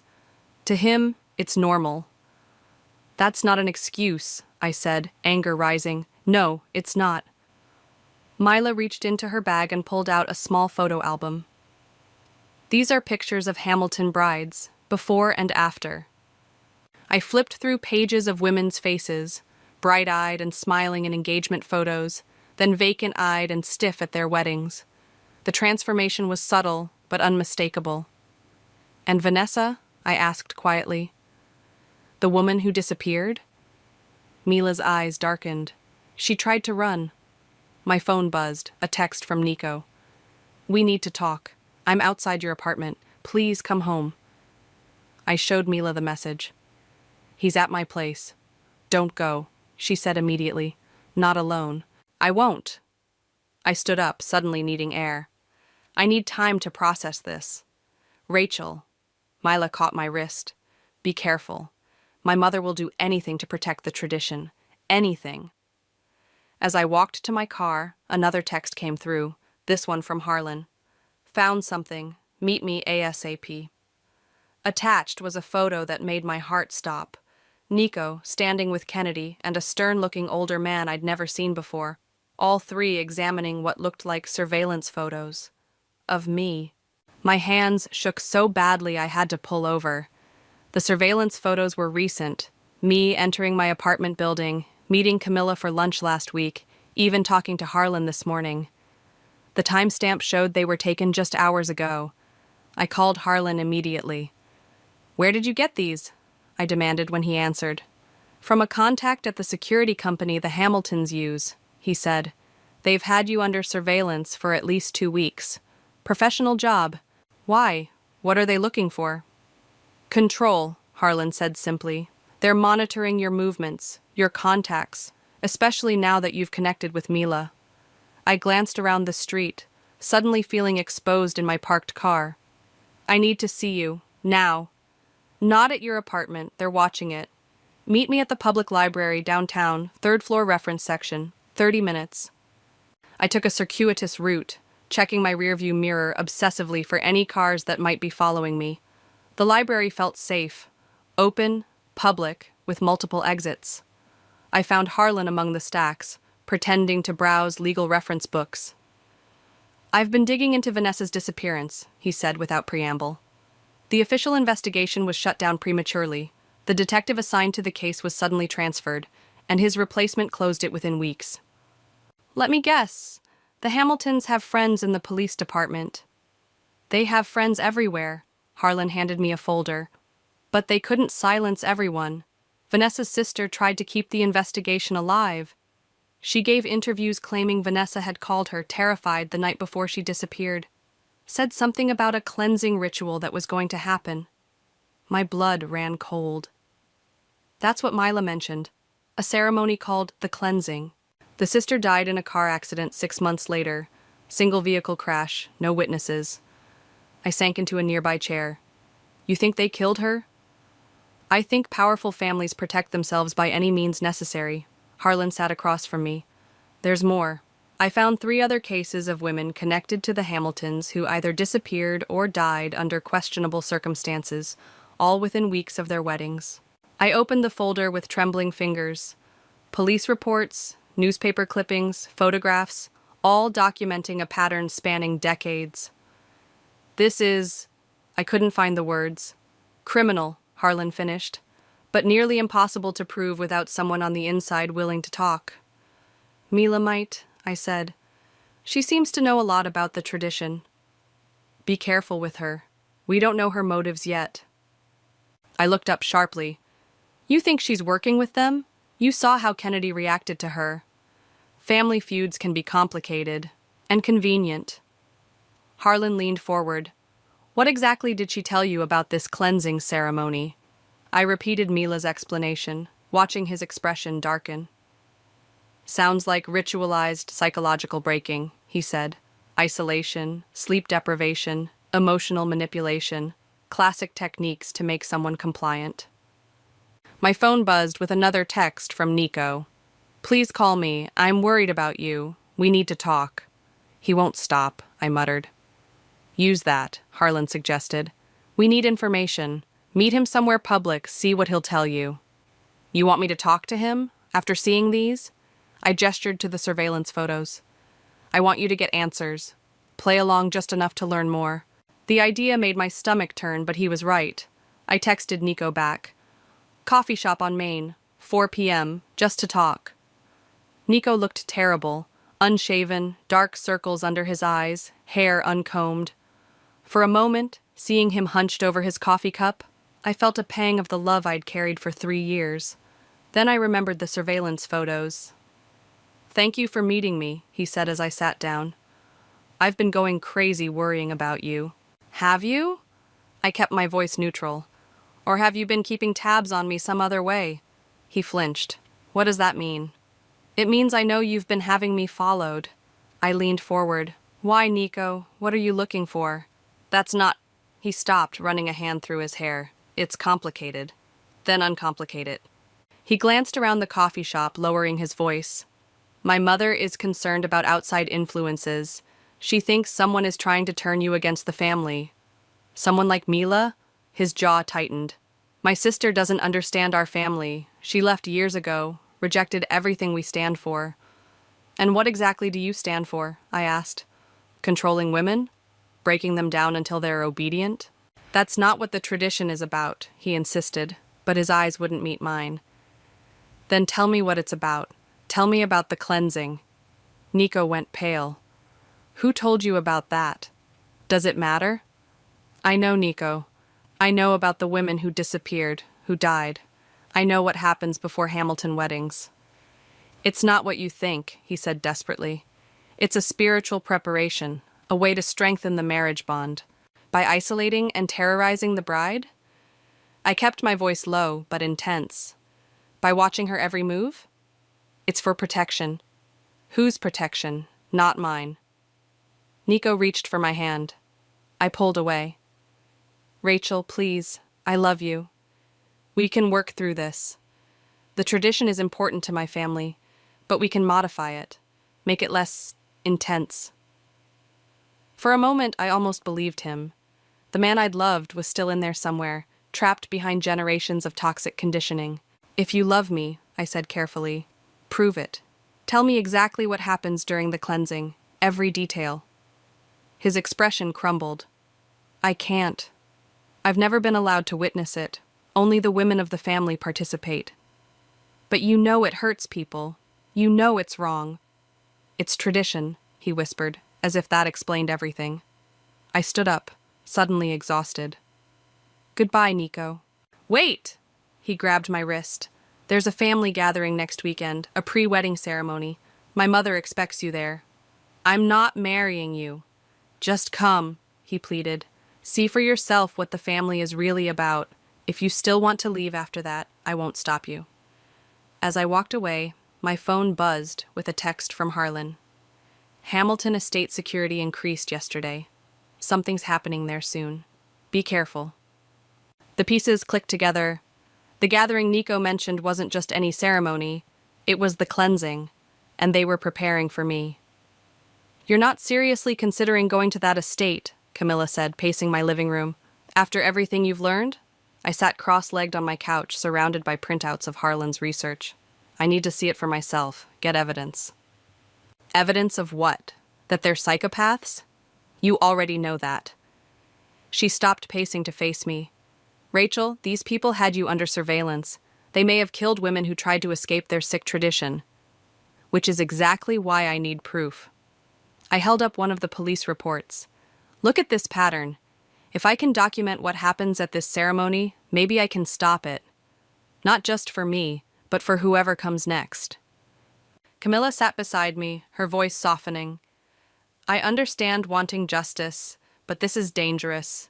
These people have money, connections. They've gotten away with this for generations. My phone buzzed with a text from Mila. Heard you're considering the gathering. Need to talk ASAP. See? Even Mila thinks it's a bad idea, Camilla said, reading over my shoulder. I texted back. My apartment? 1 hour? I'm not going in blind, I assured Camilla. I'll have a plan. Harlan's helping me. She gave me a searching look. You trust him that much? You barely know him.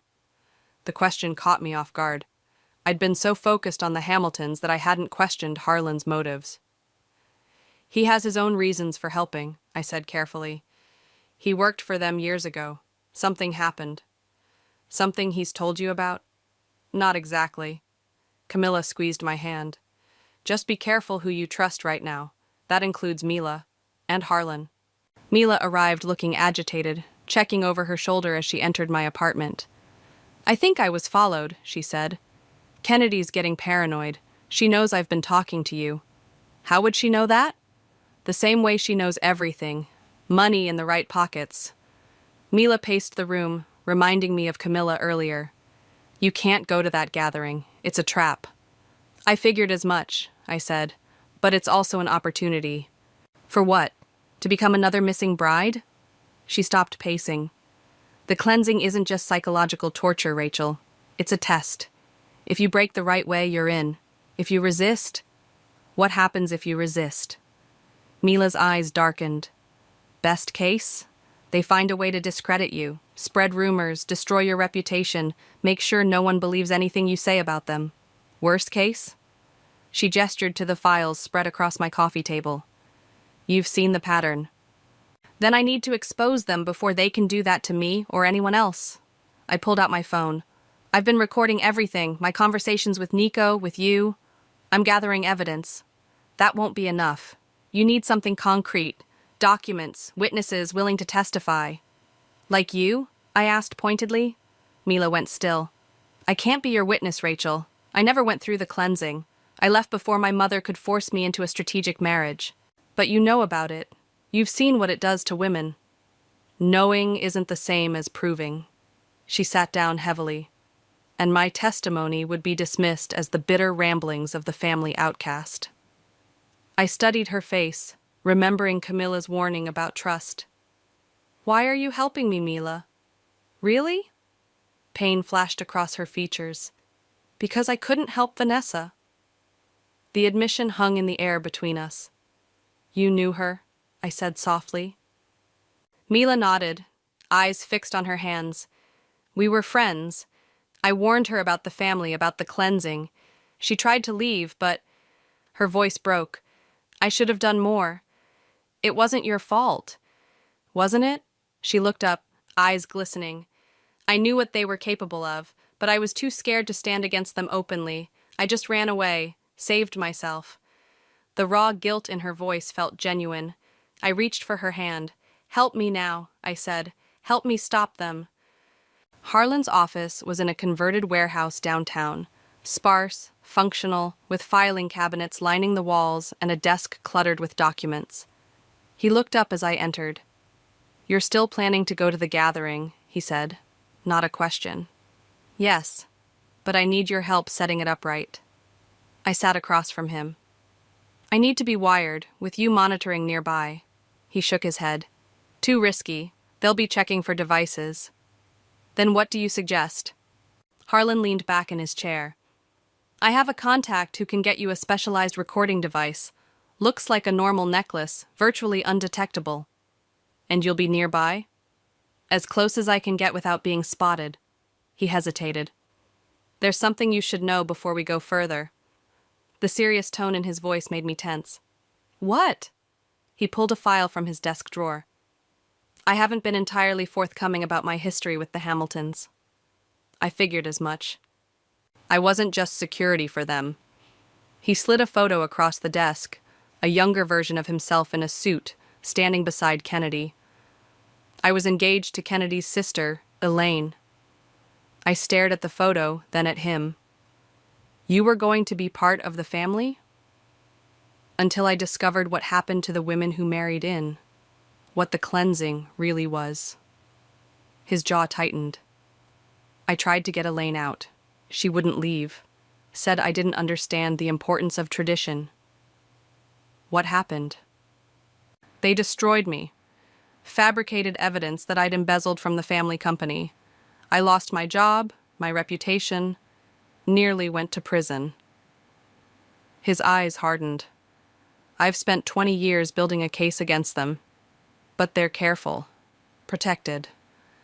I absorbed this revelation, understanding now why he'd agreed to help me so readily. So this isn't just about helping me, I said. It's about your vendetta. Does that change anything? He asked bluntly. I thought about Mila's guilt over Vanessa, about the women in those police reports, about what might happen to future Hamilton brides if no one stopped this cycle. No, I said finally. But I need to know you won't let your personal feelings endanger this operation. We need evidence, not revenge. Harlan nodded slowly. Agreed. As I left his office, my phone rang. Nico. The gathering has been moved up, he said without preamble. It's tomorrow night. Mother insists you attend. My heart raced. That's very sudden. Please, Rachel, just come, for me. I closed my eyes, steadying my voice. I'll be there. The trap was being set, but this time, I wouldn't be the prey. The Hamilton estate loomed against the darkening sky, its manicured grounds and stone facade more fortress than home. I sat in my car at the end of the long driveway, fingers absently touching the pendant around my neck, the recording device Harlan had provided, disguised as a simple silver locket. Testing, I whispered, knowing he was parked somewhere nearby, listening. I'm going in. My phone buzzed with his response. Signal clear. Remember the exit strategy. First sign of danger, use the code word, and I'm coming in. The code word was Phoenix. Simple, unlikely to come up in normal conversation. I took a deep breath, checked my appearance one last time in the rearview mirror, and drove toward the house. A valet took my keys at the circular driveway. Through the windows, I could see people moving inside. Women in cocktail dresses, men in suits. This wasn't the intimate family gathering Nico had described. There had to be at least 50 people here. Kennedy opened the door before I could knock, her smile tight and practiced. Rachel, darling, we weren't sure you'd come. I said I would. I kept my voice neutral, accepting her air kiss beside my cheek. Nico will be so pleased. He's been absolutely distraught. She linked her arm through mine, guiding me inside. Everyone's eager to meet you properly. The future Mrs. Hamilton. The title made my skin crawl, but I forced a smile. Quite a crowd for a family gathering. The Hamiltons have many branches, dear, and friends who are practically family. Her grip tightened slightly. I've taken the liberty of selecting your outfit for the ceremony. It's tradition. I thought the ceremony wasn't until later this week. Kennedy's laugh tinkled like ice in a glass. Plans change. We've moved everything up.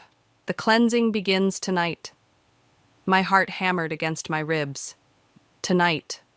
Not just a gathering, the actual ceremony. I wasn't prepared for this. Tonight? I kept my voice steady with effort. That's rather sudden. When something is meant to be, why wait? She steered me toward a group of older women watching us with predatory interest. Ladies, our guest of honor has arrived. The next hour passed in a blur of introductions and veiled comments. Kennedy's friends, other matriarchs of wealthy families, circled me like sharks, asking pointed questions about my background, my career intentions, my willingness to embrace tradition. I played my part, smiling and deflecting, all while scanning the room for Nico. He was conspicuously absent. Looking for someone? A man's voice startled me. I turned to find an older gentleman watching me with Kennedy's eyes. You must be Kennedy's father, I said, recognizing him from photos. Indeed. He sipped his scotch. And you're the woman who's causing such a stir in our family. I wasn't aware I was causing a stir. His smile didn't reach his eyes. A bride who questions tradition always does, though most are wise enough to keep their questions private. The threat in his words was unmistakable. Before I could respond, Kennedy reappeared at my side. Father, you're monopolizing our guest. She turned to me. It's time to prepare you for the ceremony. The women are gathering upstairs. This was happening too fast. I needed more time, more information before being isolated with them. I was hoping to see Nico first, I said. Men aren't part of this portion of the evening, Kennedy replied smoothly. Tradition dictates the bride be prepared by the women of the family. Prepared how exactly? I asked, my voice sharper than intended. Several nearby conversations paused. Kennedy's smile tightened. All will be explained upstairs, dear. Now come along. She took my elbow in a grip that brooked no argument. As she led me toward the grand staircase, I caught sight of a familiar face across the room. Mila, dressed in an elegant black dress that made her nearly unrecognizable. Our eyes met briefly before she looked away, her expression unreadable. What was she doing here? We'd agreed she would stay away, monitor communications with Harlan. Something was wrong. Kennedy noticed my distraction. Ah, I see you've spotted my wayward daughter. Surprising, isn't it? After all these years, she's finally decided to rejoin the family for an important occasion. You invited her? I couldn't keep the disbelief from my voice. Family is family, despite past disagreements. Kennedy's smile turned predatory. Blood always tells in the end. My mind raced. Had Mila betrayed me, or was she here to help? I had no way of knowing, and no time to find out as Kennedy led me up the stairs toward a set of double doors at the end of the hallway. The cleansing room, she announced with reverent pride. Every Hamilton bride has passed through these doors for 7 generations. She pushed them open to reveal a large, windowless room where a dozen women stood in a semicircle. In the center sat a single chair beneath a harsh spotlight. The walls were lined with mirrors, reflecting the scene in infinite regression. Welcome to your rebirth, Rachel, Kennedy said. Tonight, you shed your old self and become worthy of the Hamilton name. The doors closed behind us with a heavy thud. I glanced around, noting with rising panic that there was no obvious exit except the way we'd come in, now blocked by 2 stern-faced older women. Where's Nico? I demanded, my voice echoing in the silent room. Preparing in his own way, Kennedy replied. Men and women have separate roles in this tradition. Now please change into this. She held out a simple white shift dress. I'm not changing until someone explains exactly what this cleansing involves. The women exchanged glances. One of them, a silver-haired woman with Kennedy's sharp features, stepped forward. The resistant ones are always the most satisfying to break, she said softly. By dawn, you'll be begging to comply. In that moment, I realized the terrible truth. I wasn't here to gather evidence. I was already trapped in the ceremony itself. Phoenix, I whispered into my pendant. Phoenix. Nothing happened. No Harlan bursting through the door, no rescue. The pendant around my neck suddenly felt like dead weight.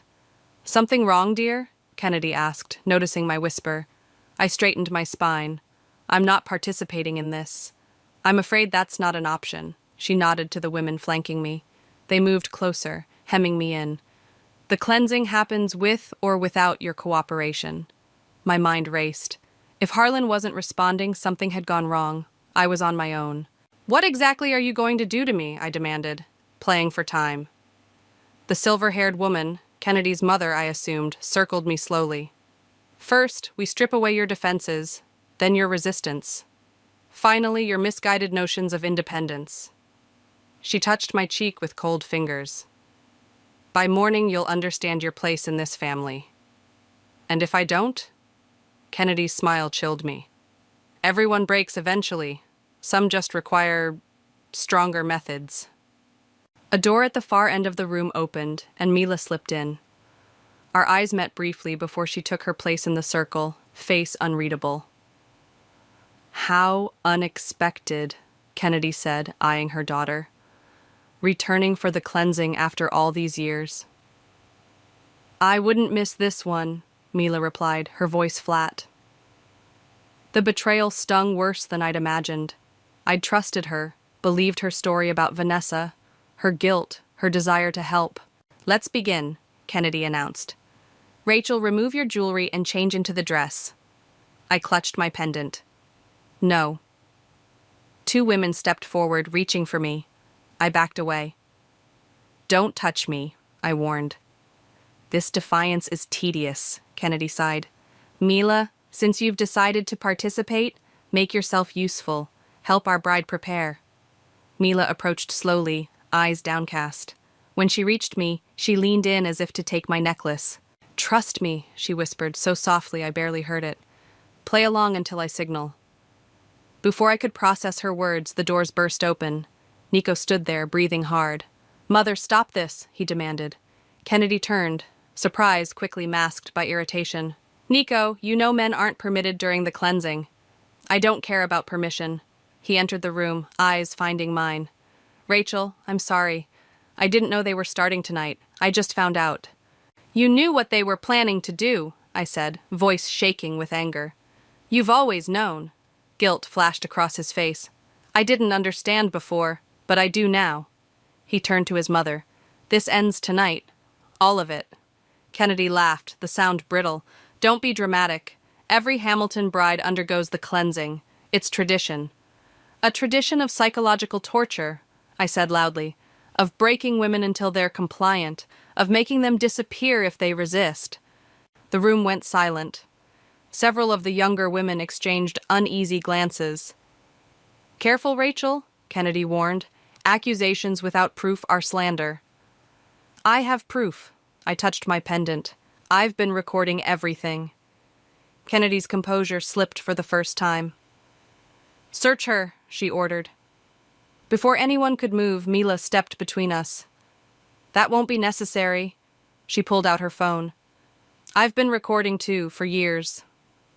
Murmurs rippled through the room. Kennedy's face contorted with rage. You ungrateful little... I have recordings of you discussing Vanessa, Mila continued, voice steady. Planning how to handle her when she threatened to expose the cleansing, arranging her disappearance. The color drained from Kennedy's face. You're lying. Am I? Mila held up her phone. Shall I play it for everyone, for the police? You wouldn't dare. You're a Hamilton. That stopped meaning anything to me the night Vanessa disappeared. Mila's voice cracked. I should have spoken up then. I won't make that mistake again. For a moment, no one moved. Then Kennedy lunged for Mila's phone. I reacted instinctively, stepping between them. Kennedy's nails raked my cheek as Nico pulled his mother back. Enough, he shouted. Mother, this is over. You choose her over family, Kennedy hissed. Over tradition? I choose what's right, he said quietly. The doors burst open again. Harlan stood there, with two uniformed police officers. Sorry for the delay, he said to me. Had to convince these gentlemen of the urgency. One of the officers stepped forward. We received reports of potential kidnapping and assault. Is everyone all right here? No, I said firmly. We're not. And we have evidence of crimes far worse than assault. Kennedy's mother stepped forward, her aristocratic composure intact.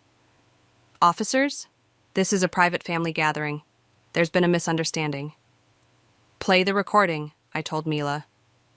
She hesitated, looking around the room at the women who had once been her family. For a terrible moment, I thought she would back down. Then she pressed play. Kennedy's voice filled the room. If she won't comply with the cleansing, she can't be allowed to leave. Not alive. Not with what she knows. Another voice, her mother's. The mountain property would be suitable. Accidents happen there all the time. Kennedy lunged for the phone again, but the officers intercepted her. Kennedy Hamilton, you need to come with us, one said, taking her arm. This is absurd. Do you know who I am? She snarled. Yes, ma'am, that's why we brought backup. More officers entered the room. The women of the Hamilton family watched in stunned silence as Kennedy was handcuffed and led away, still protesting her innocence, her importance, her power. In the chaos that followed, Nico found me. Rachel, I held up my hand. Not now. I walked to Mila, who stood alone, watching her mother being taken away. Thank you, I said simply. She nodded, eyes glistening. I should have done it years ago. As we walked out of the cleansing room together, I felt the weight of generations of silenced women lifting. The tradition was broken, and in its place, something new could begin. The Hamilton estate felt different in daylight, less imposing, more hollow. Yellow police tape crossed the entrance to the cleansing room as officers moved through the house, collecting evidence. I sat in the sunroom, watching them work, the events of the night before still reverberating through me. Coffee? Harlan appeared beside me, offering a steaming mug. Thanks. I took it, wincing as the movement pulled at the bandage on my cheek where Kennedy's nails had left their mark. Any updates? They're searching the mountain property Mila's recording mentioned. If Vanessa's remains are there... He didn't need to finish the sentence. I nodded, sipping the bitter coffee. Where's Mila? Giving her statement? Again. Harlan sat across from me. She's been thorough. Seems she's been gathering evidence for years, waiting for the right moment. Or the right ally, I murmured. A detective approached us, notebook in hand. Ms. Foster, we have a few more questions about the ceremony. I spent the next hour recounting details, the white dress, the circle of women, the mirrors designed to disorient. The detective's face remained professional, but I caught flickers of horror as the full picture emerged. And you believe this has happened to how many women? He asked. At least one per generation, I said. Possibly more. The successful cleansings resulted in compliant wives. The failures... I trailed off, thinking of Vanessa. We'll need statements from other Hamilton brides, he said, making notes. Good luck with that, Harlan interjected. Fear and shame are powerful silencers. So is justice, I countered, surprising myself with my conviction. Once they see Kennedy facing consequences, others might come forward. The detective nodded and left us. Through the window, I watched Nico sitting alone on a garden bench, head in his hands. Have you spoken to him? Harlan asked, following my gaze. Not yet. I set down my mug. I'm not sure what to say. The truth might be a good start. Nico looked up as I approached, his eyes red-rimmed and exhausted. Hey, I said, sitting beside him. Hey. He stared at the bandage on my cheek. I'm sorry, for all of it. I know. We sat in silence, the weight of everything between us. When did you know? I finally asked. About what really happened during the cleansing? He exhaled slowly. I suspected for years.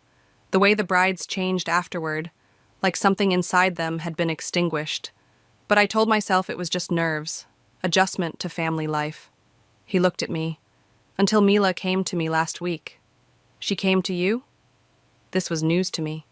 After you two met, she showed me some of her evidence, told me what really happened to Vanessa. His voice cracked. I didn't want to believe it. My own mother. But you did believe it, I said. You came to the ceremony last night. Too late. Bitterness edged his words. I should have stopped it years ago. Should have questioned why my sister really left. Should have protected you from the beginning. I studied his face, the face I'd loved, trusted, planned a future with. I still saw the good man I'd fallen for. But now I also saw his weakness, his complicity through silence. What happens now? He asked quietly. Kennedy will face charges, serious ones, if they find Vanessa's remains. I meant with us. I'd been asking myself the same question all night. I don't know, Nico.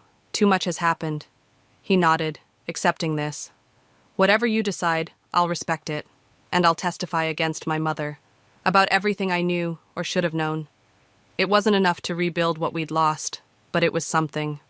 I found Mila in the library, staring at a family portrait on the wall. Quite the family, I said, joining her. Former family. She turned to me. The detective says they've found something at the mountain property. They're not confirming it's Vanessa yet, but... Her voice trembled. I took her hand. You did it. You got justice for her. We did. She squeezed my hand. I couldn't have done it alone. I tried for years, but I was too afraid to make the final move. Why me? I asked. Why risk reaching out? She smiled sadly. Because you reminded me of myself before I ran away. Strong, but vulnerable to their manipulation. When I saw your engagement announcement, I knew I had to try. A thought struck me. The newspaper clipping under my door, that was you? She nodded. I needed you to start asking questions. I'm sorry for the secrecy, but I had to be careful. Kennedy still had people watching me. And last night, I thought you'd betrayed me when you showed up. I needed to be inside, to make sure the recording captured everything. She looked down. I was terrified it wouldn't work. But it did, I said firmly. It's over. The media descended within hours, reporters clamoring for statements about the prominent Hamilton family's dark secret. I declined all interviews, despite Harlan's suggestion that publicity would help the case.